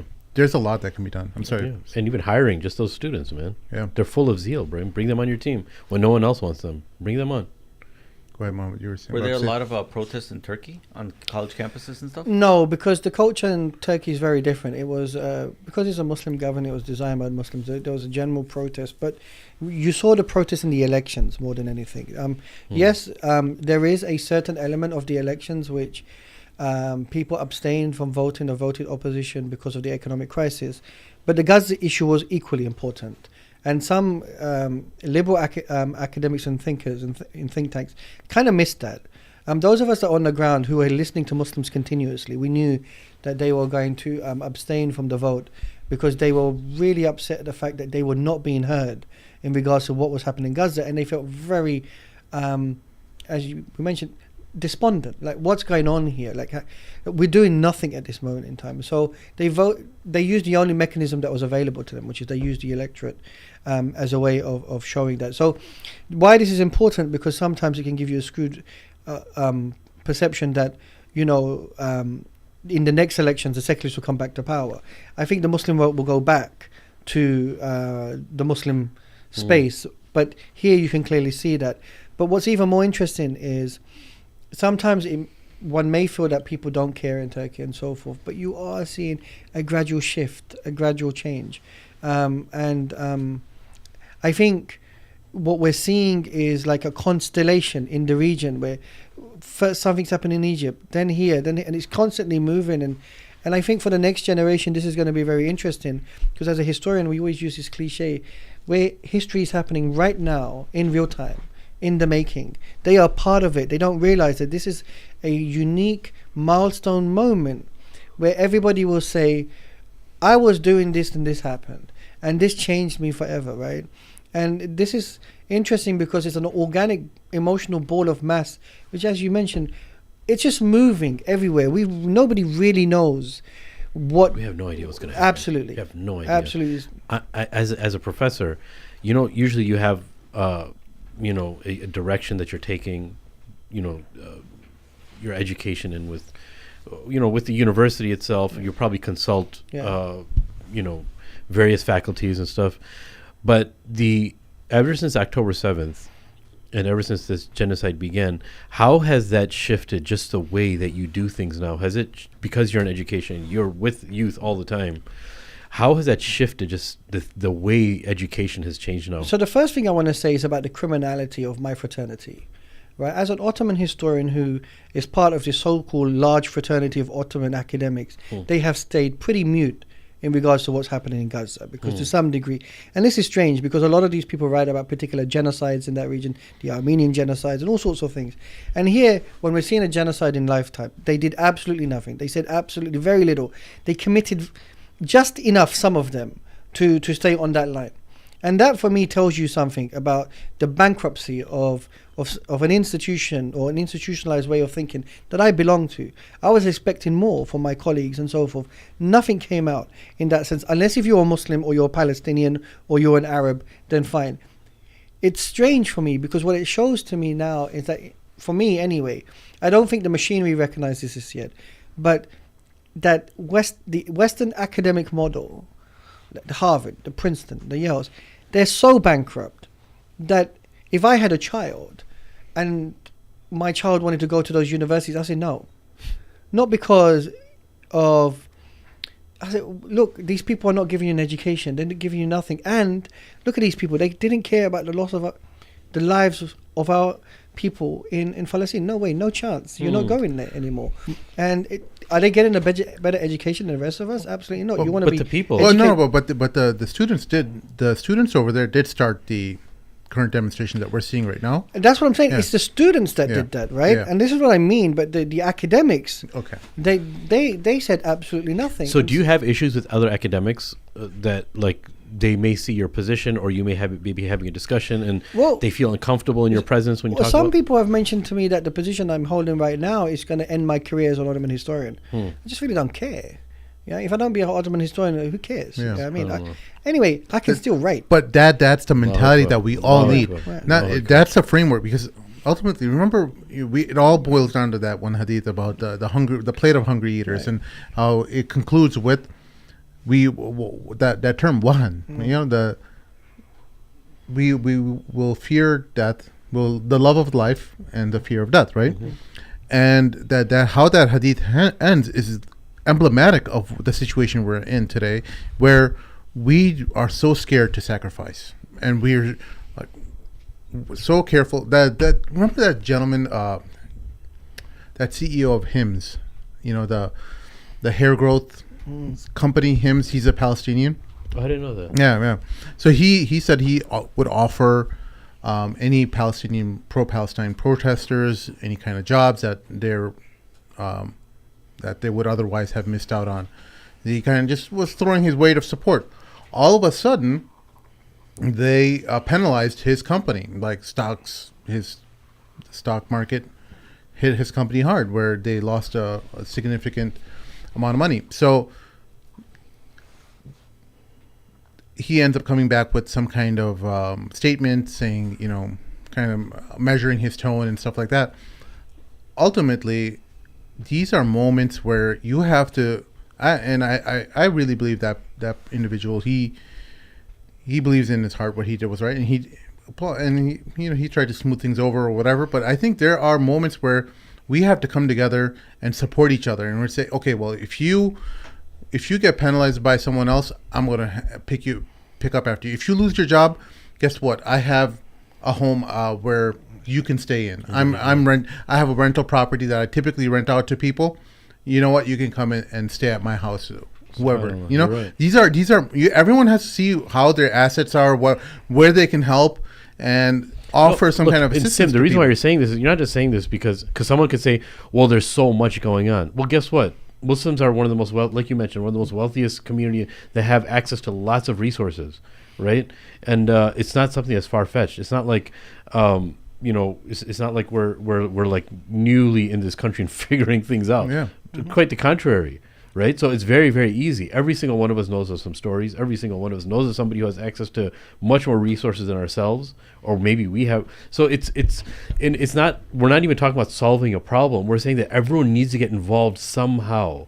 Look, Allah doesn't always look at somebody who wants to be the leader of everything. No, it's sometimes the people who do the smallest things, who work in the shadows, that get the most ajr and get the most help from Allah, man. We shouldn't ever think that anything that we're going to do now is so insignificant because it's an international war now, or World War III, like something that's going on, right? Ultimately, the marker, and I really believe that there is a point where Allah subhanahu wa ta'ala looks at our situation and says, how many of these people, doesn't mean that they have sacrificed, but how many people are willing to sacrifice for us to have that honor back? Also, All right? I think it's. I'm going to shift the gears a little bit. Yeah. I think many Muslims living in America are just plain stupid because they put themselves in situations where they're weak. They buy big houses, they buy big cars, they take on lots of credit, and then they are in such a situation where they have to beg for scraps. But if you live within your means, you save up, and you think strategically, think outside of the box, think outside of the financial pen that everyone puts you in. You save up on, and this is gonna get a little bit crazy, right? But like, Get crazy, bro. I follow a lot of preppers. So there's this Yeah. culture where I'm down. people. I like that. There's this culture in America. I don't know if you guys have this in UK, but that they're always waiting for the next big catastrophe. Okay. So they stock up on food, they stock up on hard assets like silver, gold, and nowadays a lot of people are stocking up on crypto too. But when you have, when you are independent of the big corrupt system, then you're more free to do things that you want to do. And I think if Muslims thought a little bit along those lines, I'm not saying you have to go crazy and be like a doomsday prepper. How about you start off with paying off your dets? Exactly. Yeah, things yeah. like Pay that. off your debts. Don't live on a mortgage. Or pay don't off buy your home. Don't buy a BMW. Yeah. Buy a Toyota and pay it off within a year. Yeah. Can I just add to this? Yeah, please. The point you made before, and this is the thing about the notion of community, right? Yeah. We're not thinking as a community. We're not thinking as a collective, right? A lot of the solutions are given to the individuals who do this, and what we should be doing is thinking as a collective in this country. If you live here and so forth, that as a collective, as a community, how are we going to safeguard the people of our community in that sense? And because what will happen, and it's happened so often, is they pick us off like sheep, independent sheep, piece by piece, one by one. This has always been the strategy. So if you're going to talk about community, they have to behave like community. They have to, they have to have people of wisdom in the community, people of knowledge in the community, and that we will safeguard each other in the community whenever somebody's going through some sort of difficulty. And we have to create that communal mindset. Otherwise, we're always going to think, well, he will do it, or she will do it. But So let me add a little bit to that. You're right, and this is not just to like criticize and just go down really hard on the Muslim community, but just look at our institutions, right? Our institutions are working within a framework and operating out of a paradigm of, we are a corporation. We have to behave like a corporation. I'm talking about masjids too, and we can't do anything to hurt the brand. I've heard people refer to the masjid as a brand, right? We have to. I've heard this multiple times. We have to bring in people to the masjid. We have to Their language is we have to bring traffic. I've heard these exact words. You have to bring traffic into the masjid, and when we bring the traffic into the masjid, that's when donations are going to occur. Everything is based on all the people that you've hired, all the guests that you bring, the fundraising dinner guests that you have is based on bringing in traffic because it equals donations.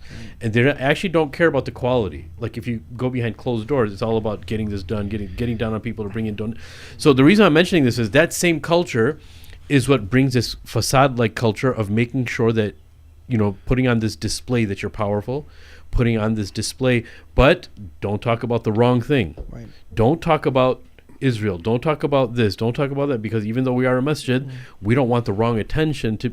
So the reason why I'm really jiving and really feeling what Sim is saying is because the Muslim that really has this feel of being a part of the ummah, he has to work against his own people. Right? And you have these small individuals that are willing to sacrifice, but the people who actually have wealth and power and institutions, a lot of them are like, no, we just got to stay safe. And then there's that pragmatic waswas of shaitan comes in. Oh, wait, how are you going to continue teaching people knowledge? How are you going to continue spreading the deen? No, just don't talk about this now. Look at so there's all these things that happen. And that's why I believe that we're coming closer and closer to that phase of Islam being like hot coals, the hot coal phase. Absolutely. Right? As sometimes the first people to turn you out are non-Muslim, are Muslims. First people to be to distance you and shadow you in the community.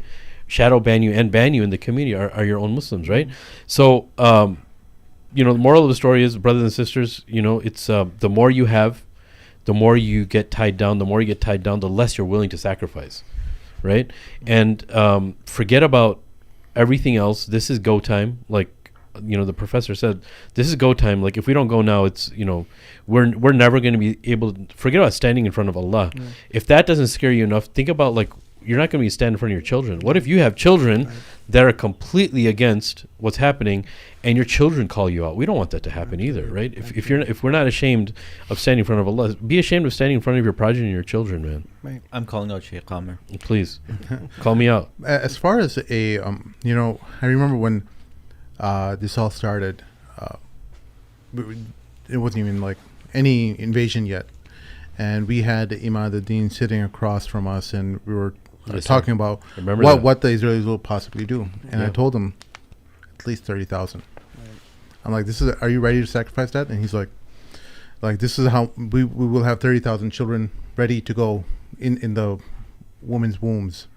And I think many people didn't understand that, but people who know the psychotic nature of the Israeli regime knew how many people they would kill. And I think many people are understanding now. They're like, now you're seeing Scott Ritter and them saying, because Scott Ritter and those type of individuals were saying, oh, you know, Israel's going to be forced to come to the bargaining table. And many of his predictions were like, you know what, but he didn't understand the psychotic mentality of this regime. Very few did. Now they're understanding that this regime doesn't care.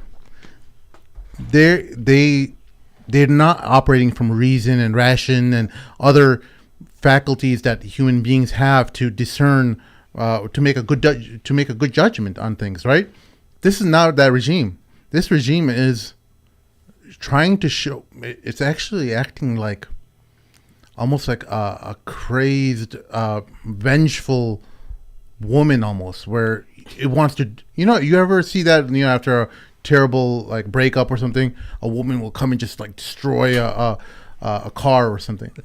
You know, I see videos on it. Seen a lot of videos on it. You've seen like there's all these clips and revenge. Stuff that, you know, breakup revenge, where she has like a sledgehammer and she's like breaking the car and she's dancing and jumping on top of the car. Where, you know, and it doesn't stop there. Then she's like, okay, well, I'm going to make sure he never sees the kids again, and just nuclear bombing any like hope for this guy to ever have a life again, right?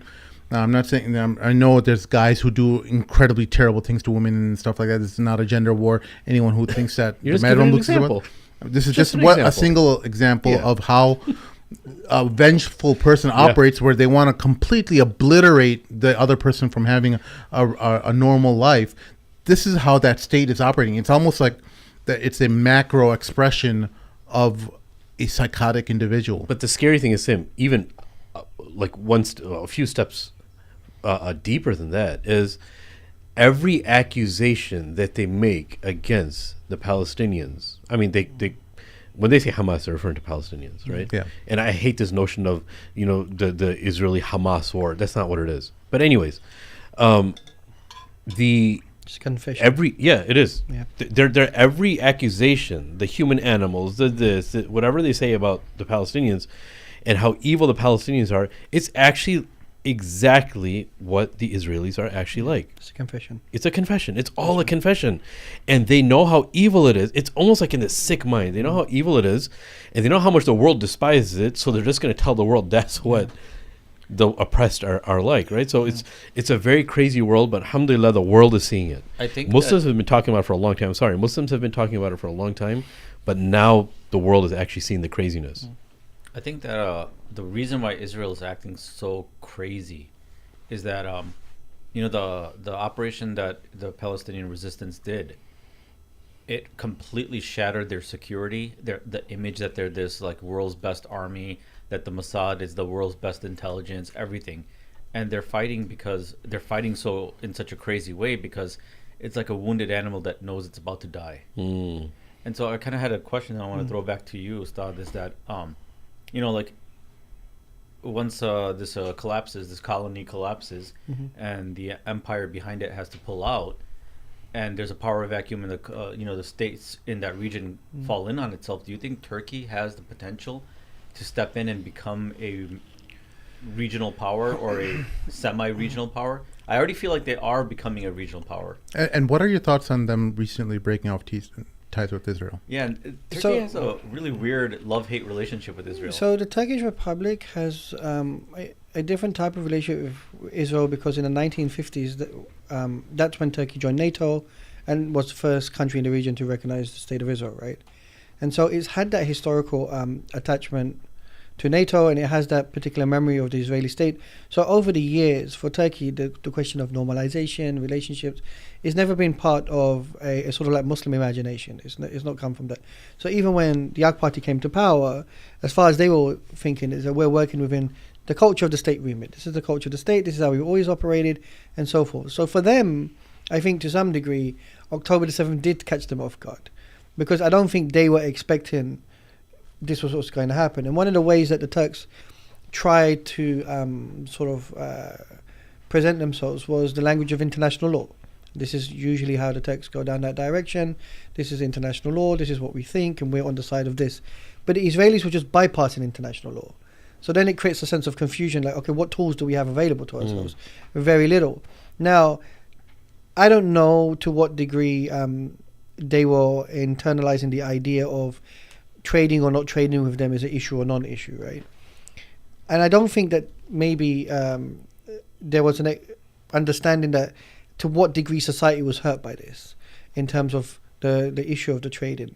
But at the moment, the issue seems to be that it's a temporary cessation of trading, so long as the Palestinian state comes into fruition. And when we're looking at the case of Turkey and MBS in Saudi Arabia and so forth, the normalization and so forth seems to be dependent on this idea of a Palestinian state.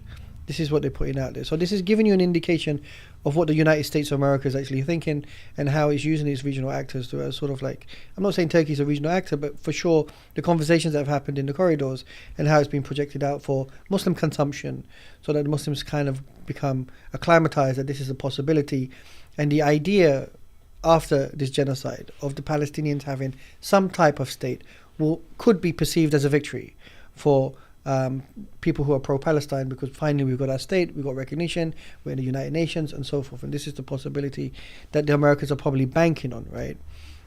In the sense, that's what Turkey's mindset has always been, is that they don't want to compromise the state in regards to what's happening in the region, because they don't believe that they'll get any support if there was a counter-offensive in regards to the state of Turkey. That's the rationale of the state. It's always been like that, right? So this is why there is this idea that why are we going to go up against Israel and then the United States of America when the region will just leave us and hang us out to dry. So yes, we understand people are being killed, but the way the rationale is that we're not going to risk the deconstruction of the Turkish Republic, because we've seen what's happening in Syria with all these refugees that have come in. So that's how they're thinking in that sense.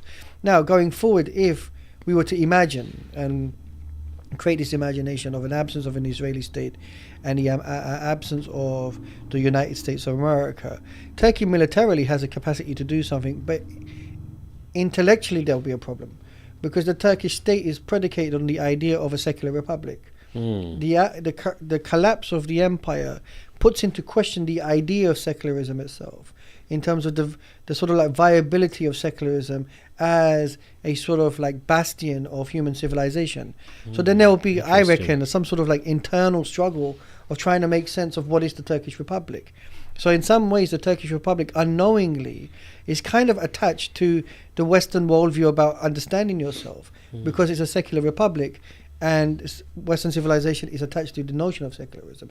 Whereas the Arab states, to some degree, don't care about that, because they're monarchies and dictatorships. They could just close up shop. So Turkey will go through a moment that the type of moment Europe would go through. And that looks like the first phase. Now, after that, in regards to what would happen in Turkish society, that's interesting, because it all comes down to how Muslims will feel.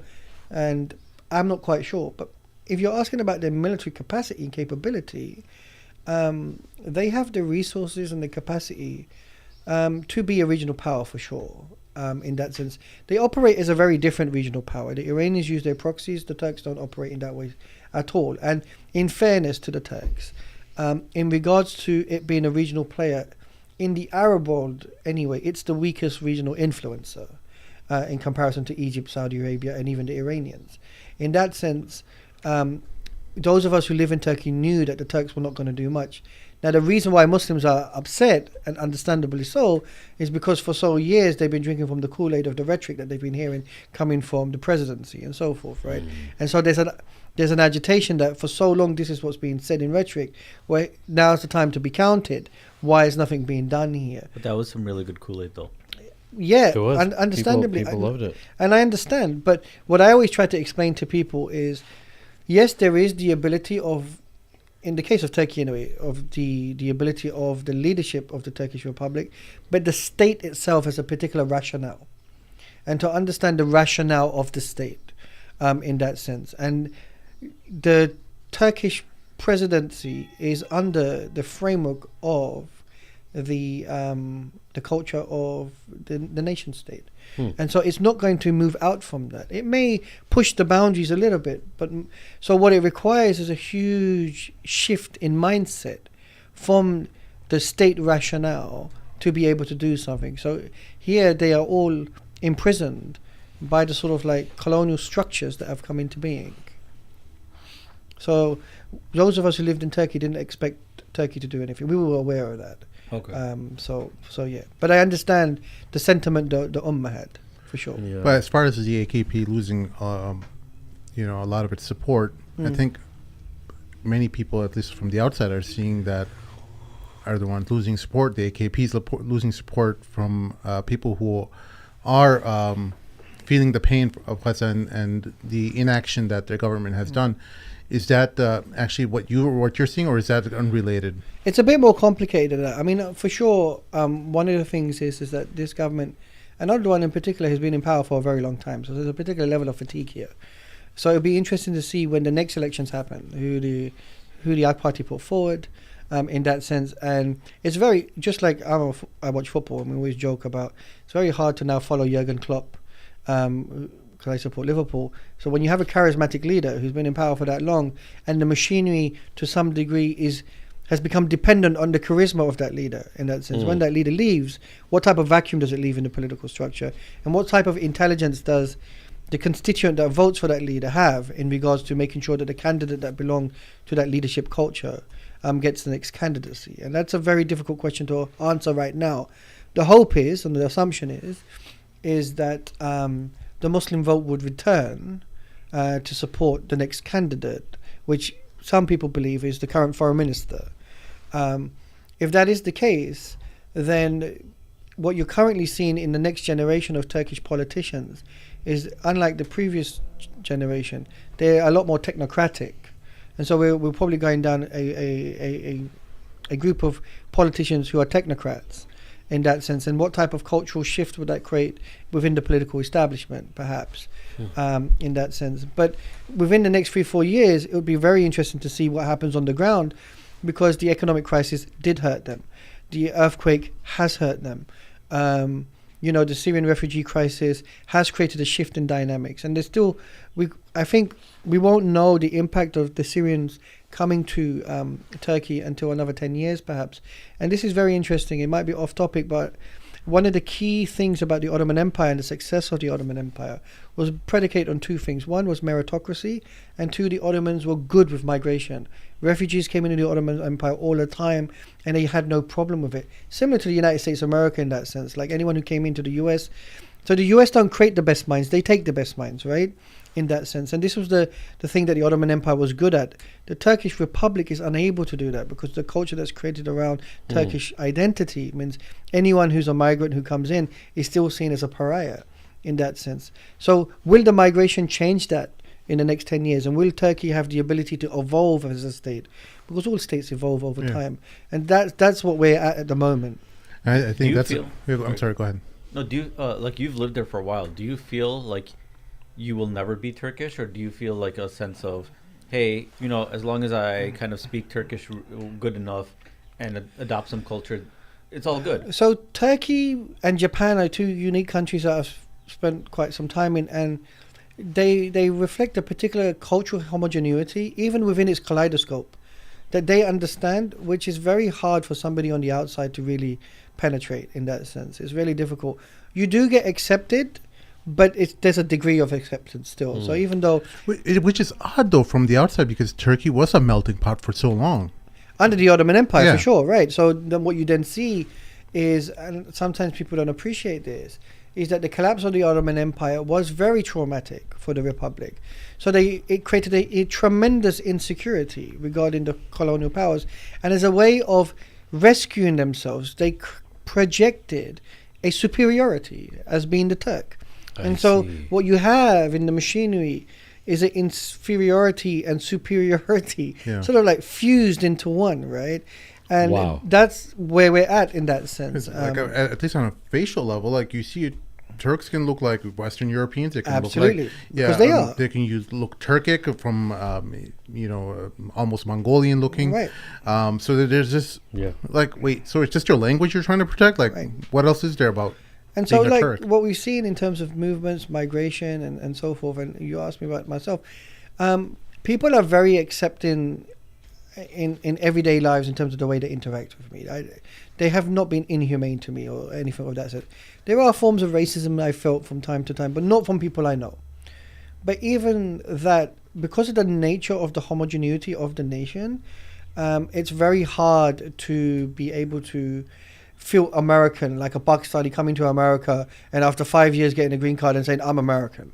Like, you see that here. You wouldn't see that in Turkey. Yeah, but I would argue in America, there's a degree to the acceptance, Right. right? Like you have bubbles like New York, LA, Chicago. But Yeah. if you go 2 hours outside of Chicago, Right. you're going to stick Literally out like 2 a hours. sore thumb. Yeah. And I've lived here my whole life. I speak, English. I've Right. seen all the shows. I dress. Right. I don't think I can go into any community in America and be accepted. Right. Right? There's pockets of big urban centers. And what I would say is that this is one of the reflections of modernity, which is modernity made us monolingual, made us very condensed in terms of our national identity, and then we substituted religious identity to the national identity and gave that the sort of like prominence there. And Turkey is no different in that sense. So that sense of otherization is there. Mm-hmm. But as a Muslim, alhamdulillah, I mean, I work in an institution where I teach Islam. When I pray and so forth, I do feel very Muslim when I'm there, no doubt about it. But that sort of like shift that will happen, it takes time. It's been 100 years of internalization of the Turkish That's true. identity. So Yeah, it doesn't 100 go years. away overnight, in that sense. And I think sometimes when Muslims come to Turkey, they have an expectation that a red carpet will be pulled out for them and everything's going to be great and rosy. But, I mentioned this today, that when partition happened between India and Pakistan, after 1 year, many Muslims wanted to return back to India. There's something in the human being that's accustomed to something that they are familiar with. Yeah. And even migrating to the Muslim world, after a year feels very unfamiliar because different language, different culture, different ways of doing something, and you can still be otherized, right? Mm-hmm. But for me, I really don't care. I'm Muslim. It's not for any Muslim to determine whether I belong to the Ummah. I belong to the Ummah. Allah Ta'ala makes that decision in that sense. And so in Turkey, I no longer feel the need to be accepted by the Turks. I'm here as a brother, and I love you for the sake of Allah Ta'ala, and let's just go with it. And so I've let go of the idea that I need to be validated by being accepted. I say, khalas, they accept me, if they don't, we keep moving. But I can say that as somebody who's come from England and has that particular privilege, as we've spoken about. It's harder for somebody who comes from Syria or somewhere like that, right? The dynamics are totally different, and I'm aware of that. But that's the complexity of the dunya that we live in, and that's what we have to do. And when you're talking about the balance of powers, power manifests itself or has different components throughout thousands of years. There's basically three different expressions of who has the general consensus of power. Usually it's either royalty, right? And then there's the religious figures. So the king, a priest, or an imam, or the person with wealth, right? And usually those three are vying in competition for the sword. Who will be able to lead? Right now, it's the era of the wealthy businessman, right? Seems like they have the most. The shadow they cast is the strongest in terms of how they express their power and their reach. Are you getting this from Game of Thrones? Exactly. I was going to tell you about that because this was Rand should never have been the Philosopher King, bro. Guy in a wheelchair is Philosopher King. Are you kidding me? So when you understand the dynamics of power and understand where power is, in which direction it's going, you're seeing right now there's a direction that is shifting away from the wealthy, but it's going towards another dimension of power where it's the nationalist. Like you're seeing a huge pull from a nationalist crowd, where you're seeing people like Jake Shields, Andrew Tate, and all these people. And I hesitate to share anything from their content. It's not that I haven't shared anything from them at all, but they seem like they are operating from a paradigm of nationalism. And I'm like, I'm not sure I want to be on board with this, because that brings up a whole nother bag of problems that we already are trying to deal with. Yeah. And you're seeing people struggle with trying to figure out how to navigate these waters, because we're trying to get people to come back to their religion, right? And we're trying to get them to understand the power and force that this area has. But when you're pulling them towards the nationalists, then you're back in the same problem, right? And that's when I think about Turkey, I see a country filled with nationalists. They have Islamic sentiment and stuff as well, but throughout Europe, you're having that problem as well, where you're seeing nationalists vie for competition so that they express their power and take away from other avenues of power.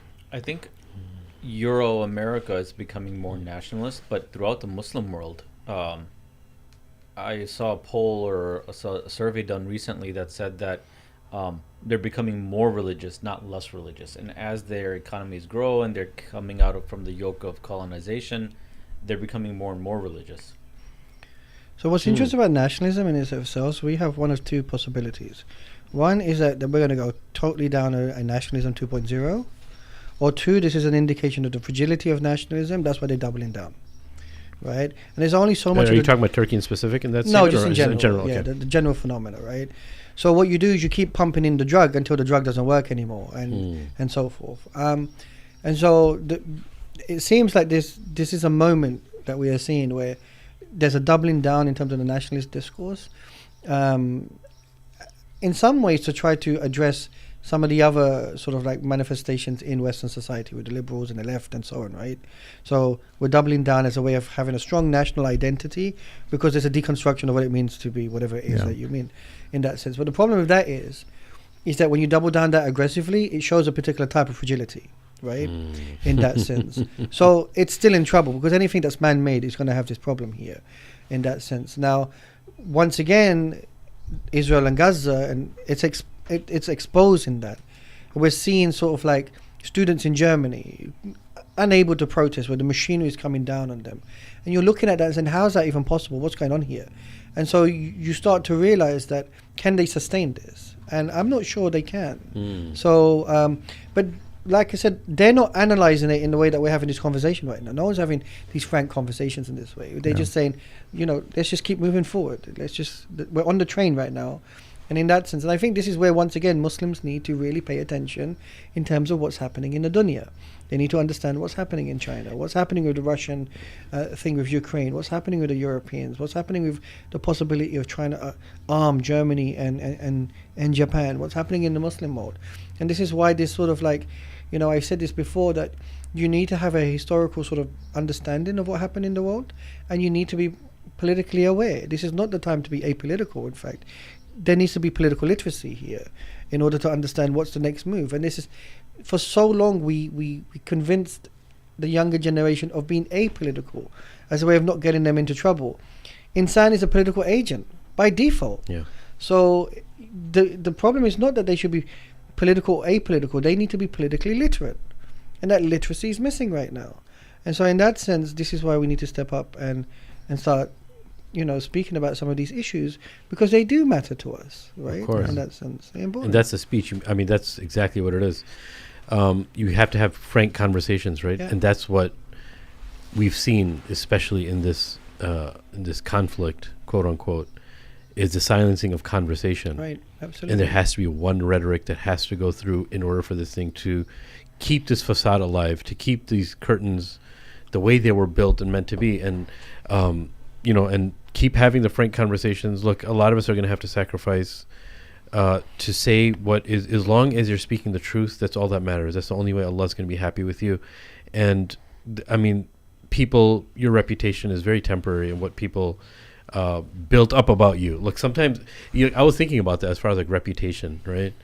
And what people are afraid of. What, like, if you really go down to it and you try to think about it deeply, why are people so afraid to get canceled or blacklisted? Rightfully so. It's a human thing. It's a part of the human experience, right?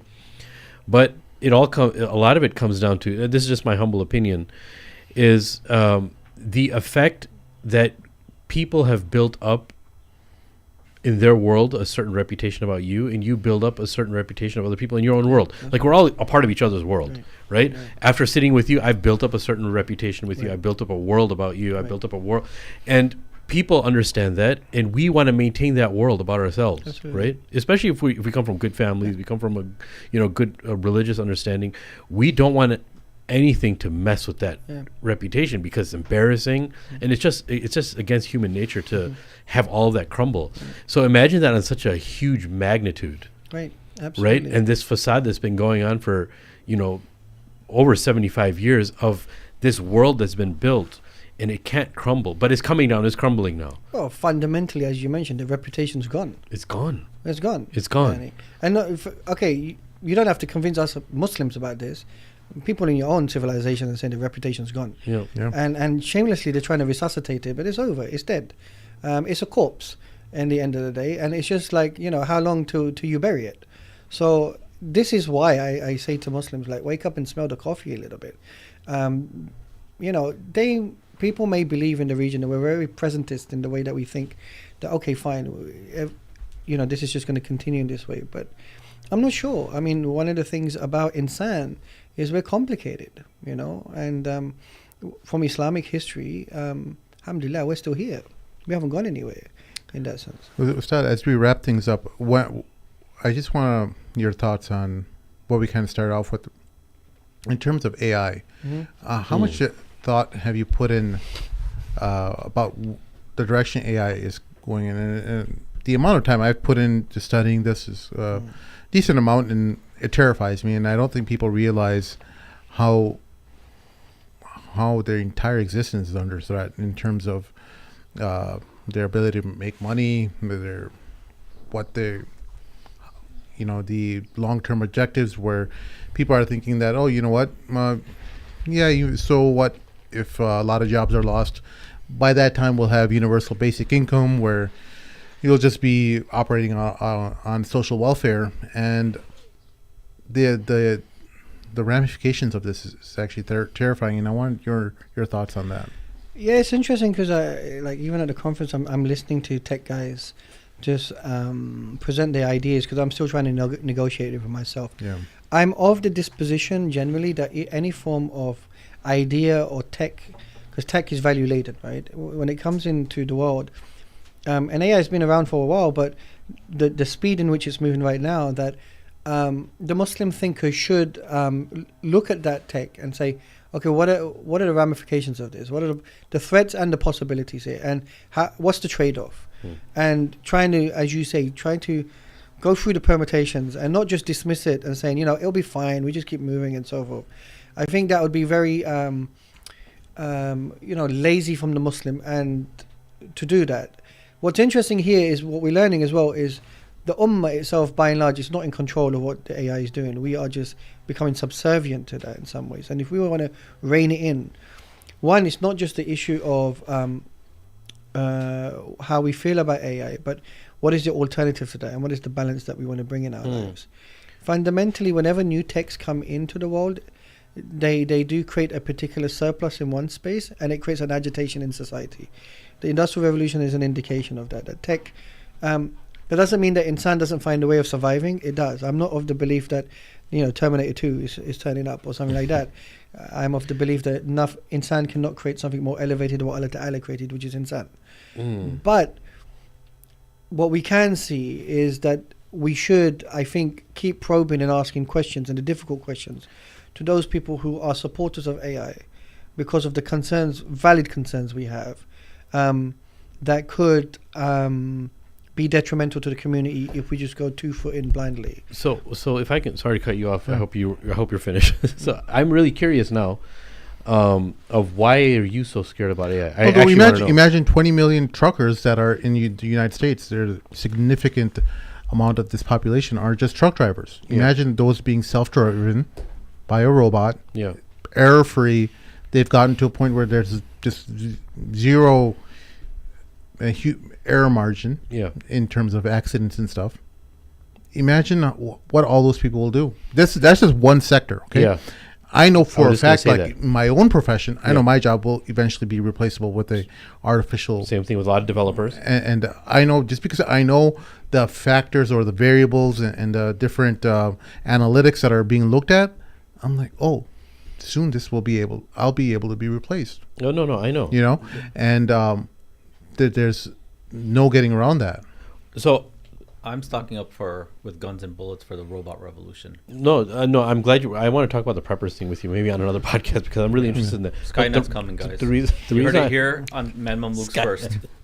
Sky News. So check this out.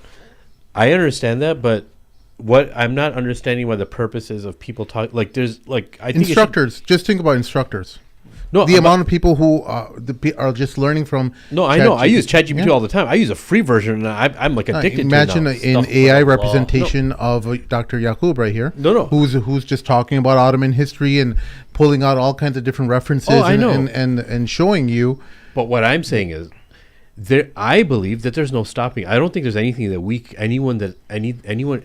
I think it's inevitable. Yeah. That's what I'm saying. I'm not trying to be nihilist. Yeah. What I'm saying is, look.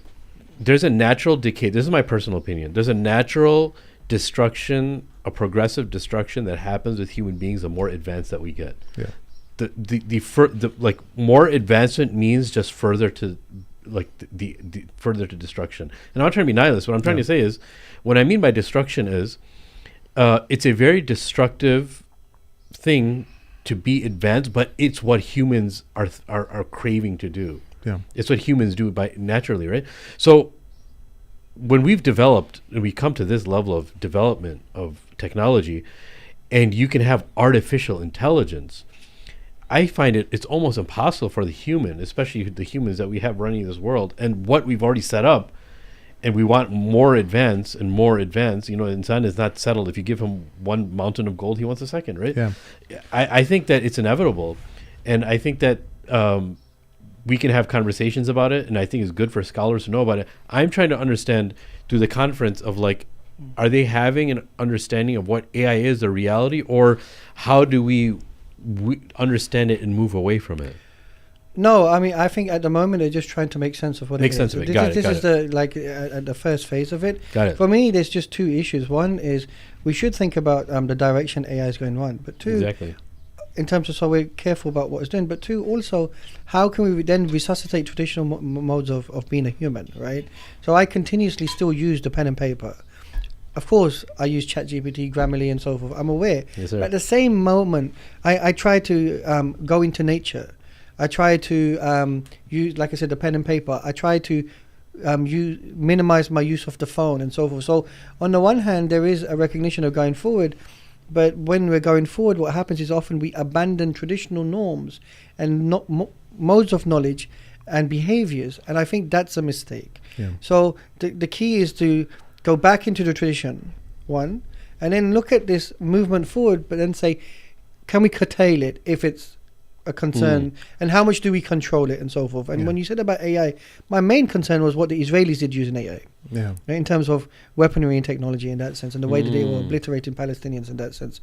And that's they do use something absolutely like that, right? They did, yeah. The lavender that they used, the report is out, and that now people in the tech field will say that's an extremity, but the fact that extremity happens makes me concerned, right? Now there's the everyday use of AI in terms of our mobile phones and so forth, but then there's that extremity there. So I think I think we should be engaged in the conversations because it means that we're aware that the direction the world is going in, that we have some say in it. Yeah, and So, the reason I was saying about the preppers thing is I think we have to. You probably do some research about homesteading and stuff too, and I think that's a really important skill to understand, is because I do really think when this whole thing happens, this AI revolution, and it's going to happen. I think it's almost impossible not to happen. But when it does, I think that's where the hadith of Rasulullah, obviously there's various ways of looking at this hadith, of where it would be better for the family of this believer or people to move to the mountainside and have their animals and live that way, because eventually we have to have this idea of Muslims migrating to Muslim countries, but that's not a solution either. But a solution is actually understanding trade. Like trade schools are starting to spike up a little bit because people are concerned about AI and stuff like that, especially those trade schools which AI is not going to affect at first. But I think that we have to learn how to survive. And going, like when you say tradition, I'm thinking even like traditionally, how do you survive on the land? How do you raise animals? How do you raise your family in Well, wilderness? I was reading a work of an alim, and it really inspired me. He said that Allah Ta'ala gave insan hands, which makes them very unique to understanding their uniqueness towards Allah Ta'ala. So it wasn't just akal, he said, which is unique. He said hands itself, right? And every Ottoman Sultan was a craftsman by using their hands. There's something in terms of being able to use your hands, which gives you a sense of understanding of your own humanity, right?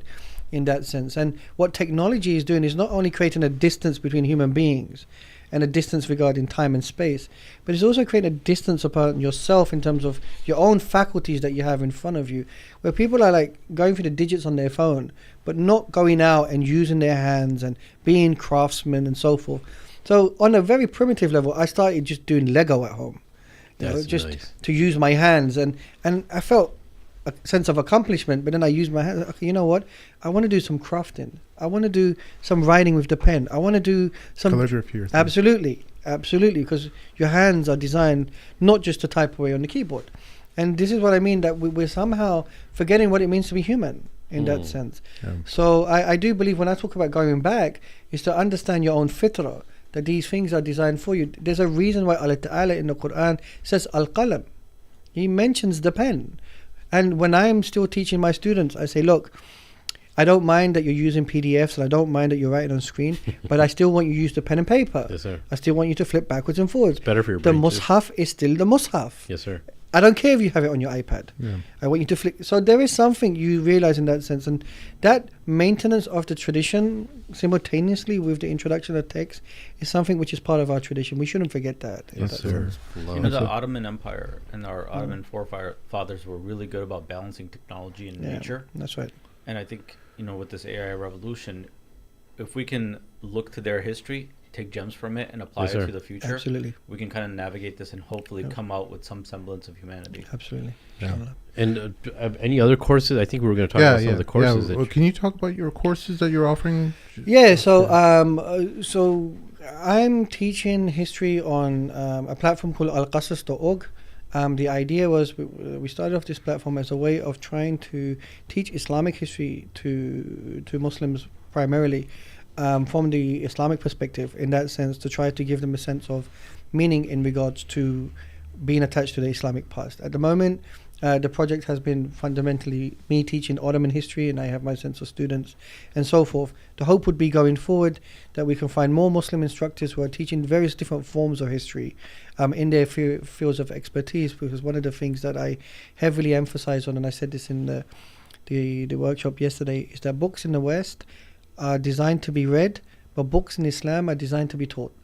It's a very different culture, and you've done ulum ad-din in that sense, so you'll understand, because fundamentally the culture of the Quran is supposed to be taught. And Rasul Sallam was the teacher of the Ummah, and even Rasul Sallam had a teacher which was Jibreel alayhi salam. In that sense, we write books in a way where we continuously interact with the teaching methodology with the teacher. So I wanted it to be teacher centered in some ways, where students, we're trying to find teachers who can teach students Islamic history, so that the teacher is the main medium to help them navigate through this space. Because too often our scholars are just saying, pick up some books, go and do, read these books, read those books. And I'm against that a little bit. It can give you a rudimentary understanding, but the ideological biases that are in the works, it requires somebody who can help you navigate through that. So Sadr on sadr, chest to chest. That's what it absolutely, requires. absolutely. And this is why Al-Ghazali talks about master disciple. You're not only teaching, but you're shaping the character. Now, there is a distance on Zoom, I recognize that, but we're using this as a moment, as a medium, to try to connect to Muslims around the world who are interested in learning. The hope would be, going forward, is that we can find newer instructors, and many young people are now studying history at PhD level and so forth, that will be supportive of the project. It's non-profit in the end of the day, just so that we can encourage a momentum for Islamic history to be taught by Muslims for Muslims, right, in that sense, so that we can maybe create this alt space that moves away on the dependency of an academic model in that sense. So that's the first. And initiative. how many weeks is it? So this is the last semester session 3 that I'm teaching Ottoman history. We started last week, and it's 8 weeks. It's not too late to join this session. It's Late Ottoman History if they want to join. Yeah. But if they can't, then we'll start up a new session probably in the next few months' time, and we'll advertise it, and then we'll also advertise other courses that we're thinking of doing, like the history of Islam in Asia, East Asia, and then even like we have a young academic who's thinking about teaching the history of Zionism and so forth. So we really want to put Is that there out a book that you recommend Great question. people who want to just follow along with what you're teaching on that course? So as they're reading this book, they're There's interacting not. with So you. it's a great question, because at the moment what I feel is that when I've gone around is that we don't have curriculum and syllabi. This is one of the main questions that mothers keep asking me about homeschooling, and madrasas keep saying. At the moment, I don't have that. What I actually do is give them the prominent articles and books in Western academia that talk about this subject, and then we discuss through it in that sense. But Yeah. this is 'Cause the next step. I haven't Absolutely. found a book that Absolutely. it's actually a summary of Ottoman. So this is something history. I am working on. It's in the Yeah. pipeline, but it's very difficult for me because I'm spinning so many plates at this moment in time. Right? And where these courses are happening, is there any place where it's actually happening live, where you have live students and it's being recorded also? So or is everything on Zoom? Is it it's on 100%? Zoom, which is recorded, but then we have the recording for a week, so the students who missed the classes and so on. Got it. But what we try to do is not encourage this idea of becoming dependent on recordings, because in the past the student would go to the alim. Now they want to have the alim come to their house at 12 at night when they're eating a pizza, and there's something that I have a problem with in that sense. Yeah, there's an interaction that happens with the student and teacher that allows ideas or whatever they're learning to absorb in a much more deeper way. Right. I think whenever I listen to recordings of any kind of lecture, they're not as meaningful as an interaction with that same teacher. course. Absolutely. Interaction And is this is how we've always taught in Islam in terms of the traditional halaqah, right? Yeah. And teaching the students ask the question, you go through the text section by section, you debate it out as a way of internalizing it. And one of the interesting things about Quran is that you, just because you read it once, you keep going back to it. And as you get older, you understand the ayats and the surahs in totally different ways as the way you shape. And that's how we write our culture. And so one of the things I'm trying to encourage more and more Muslims to write is go back to writing in the style of the tradition, where the Muslim is continuously interacting with the literature that keeps giving them meaning as they get older and keep reading it. So we're trying to encourage a different way of doing reading and writing, to be honest with you. That's beautiful. Someone in the chat was asking, I'd like to be a historian.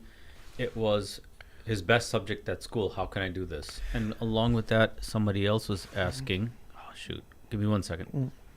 Where's it? Live chat. Somebody else was asking, where can he learn more about Ottoman history or something? Okay, so at the moment, unfortunately, the best places to teach history are in Western academic universities or the academic model, right? What advice would Dr. Yakoob give to Muslim students, young and mature, about studying arts and social sciences? So 2 questions. So one of the things that I try to teach my students is the Quran is very clear in terms of what we would call critical thinking, right? Allah Ta'ala says to those who think, to those who contemplate, to those who listen. Most people understand that the Quran is appealing to the aql of insan. But the Quran is written in beautiful prose, emotional prose. It's narrative when it's talking about Yusuf alayhi salam and so on. What you realize here is the Quran is also addressing your creative thought process. So the Quran is encouraging the Muslim to be both critical and creative simultaneously, right? To use your imagination to put things together. Allah Ta'ala understands that you are a rational being, but you are an emotional being. And being emotional is not a deficiency in you, it's your disposition. So one of the things that we're trying to find ways to do is to encourage people to have that creative component that for so long we have marginalized as being, don't do that. You know, we're not supposed to do that. Now, the creative arts and humanities in these fields, they do facilitate that. Parents, when they come to me and they go, what books should my kids read? And I said, let them read Lord of the Rings. I don't mind. Let them read The Hobbit. Because when I was at school, we were reading fiction as a way of creating that creative component.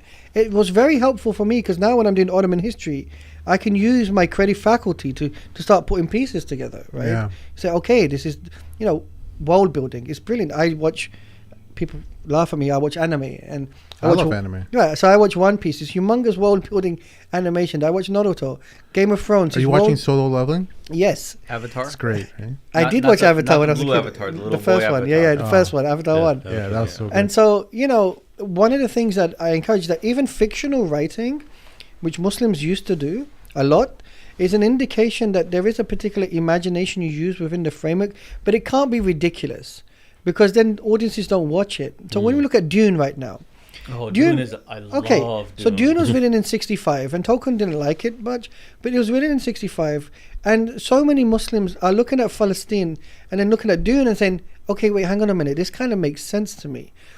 And it's intriguing because archetypal narratives come over and over that resonate with human beings. So both history and fiction resonate with people. In history, we are dependent on evidence. So our imaginative faculties are restricted to the evidence available to us. In fiction, sometimes you can speak more truth in fiction than reality.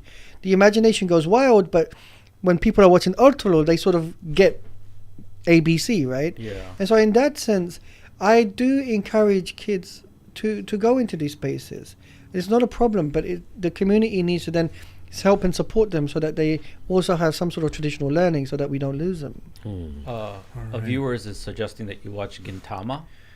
Okay. One Piece is based. I recommend Gintama. It's my favorite anime. Okay, I'll do that, you know. If it's on Crunchyroll. That's Sheikh doesn't know anything about Crunchyroll, do you? No, it sounds like a piece of sushi to me. It's not sushi. It's a place where you go to watch anime. It's like the hub for all the... And, you know, people have been critical of anime and so forth, but you know what's interesting? That in Japanese society, mangaka culture and anime culture in particular is a reflection of how the Japanese people maintain their cultural integrity to the next generation outside of the schooling system by teaching them to be proud of their historical past in these various animated forms. Now, why is this important? Because when you watch One Piece, when you watch Demon Slayer, and I know you don't watch them, but these names I'm mentioning, there is a historical depth to their writing in fiction. And the absence of fiction in our societies more and more is the lack of historical depth, right? Yeah. You draw fiction from a memory of things that have happened in the past and then you embellish it. So this is one of the things why I get concerned a little bit. And I don't mind.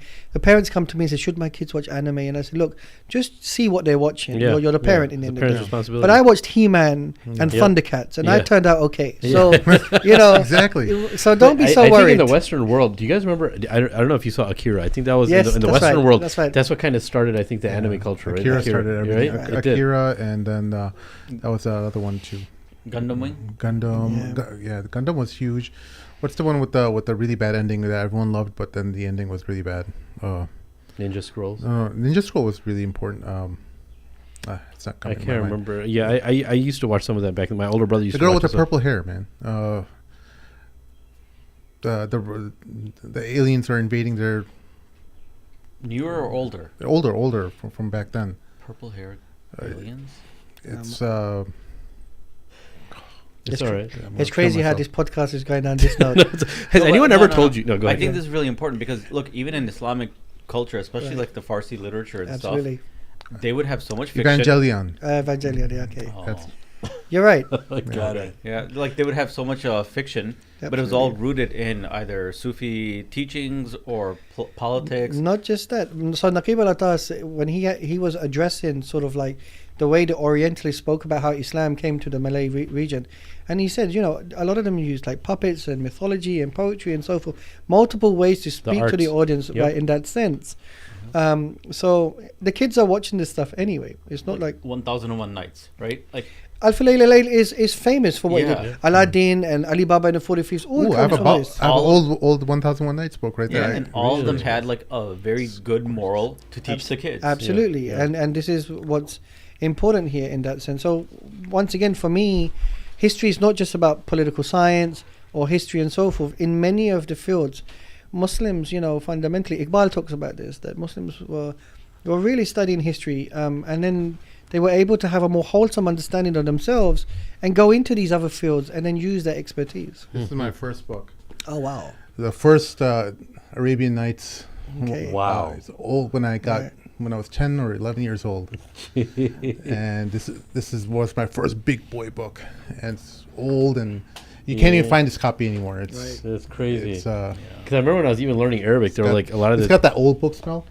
You know that Yeah, old yeah, book smell. yeah, I yeah, I can love smell it old from book. here. the yellow- I Smell can it. see Smell the it, yellow smell it from here. pages. I can see the yellow pages. Yes, sir. Yes, You, sir. should, Yes, you sir. should give that to Abu Oud. Maybe he can recreate that sound for you. Oh man, I love that It old. reminds you of old school libraries Let in the him 80s. smell- It let him reminds you of smell. libraries in the 80s. Yeah, let him smell the old school. It's like a library smell. You know, one of from the 80s. first introductions I had to quote unquote Arab cultures, and I'm kind of ashamed to admit this, Disney's Aladdin.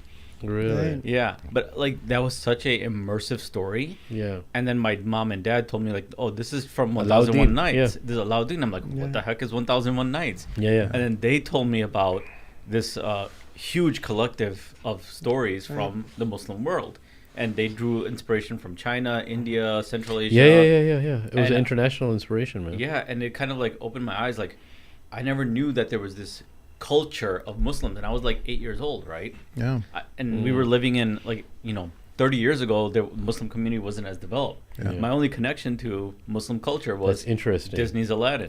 That's and our first crush interesting. was Jasmine, Jasmine. of course. Every brown dude. Really? Yours Yeah, was. dude. Oh come on, Sheikh, don't lie. Don't even. Don't lie. Every single one of us, Jasmine from Aladdin? bro. Bro. We'll talk about this off air, guys. We have a lot to talk I'll about. be honest, I'm on your side. We have a lot to talk about, guys. Come on. We're gonna have to cross me and this Sheikh- up. America's a strange My wife place, is gonna man. beat me. All right. No, but What was yours? Cinderella? no, Orange Always Crush. the whiteys. Yeah, man. You're the colonized, man. Going for the blonde hair, blue eyed girl. I see what you did there, but on the last note, at least on a personal level, just as we wind things down, Sure. has anybody ever told you that you remind them of exact Desi version of Abu Ratib al-Nablusi? So you said this to me the last Did time. I say that to you before? You did. Every time Yeah. I talk, I'm like, Yeah. I have Who's to that? Wait. break Yeah. my concentration. And Right. Yeah. Abu Ratib Nablusi is a very prominent scholar in the Middle East, from Syria, and gives amazing durus. And he has everybody loves him because of the specific tone of what he speaks, and the way he talks, and the content is just beautiful. He's almost like a magician in thematic tafsir and just giving good nasihat to people. This I fellow don't right know here. if you- I don't know if you hang can pull it on. up. His voice sounds like his. It's the composure. It's everything. The body language. Yes, I remember when the last time I came, you said exactly the same.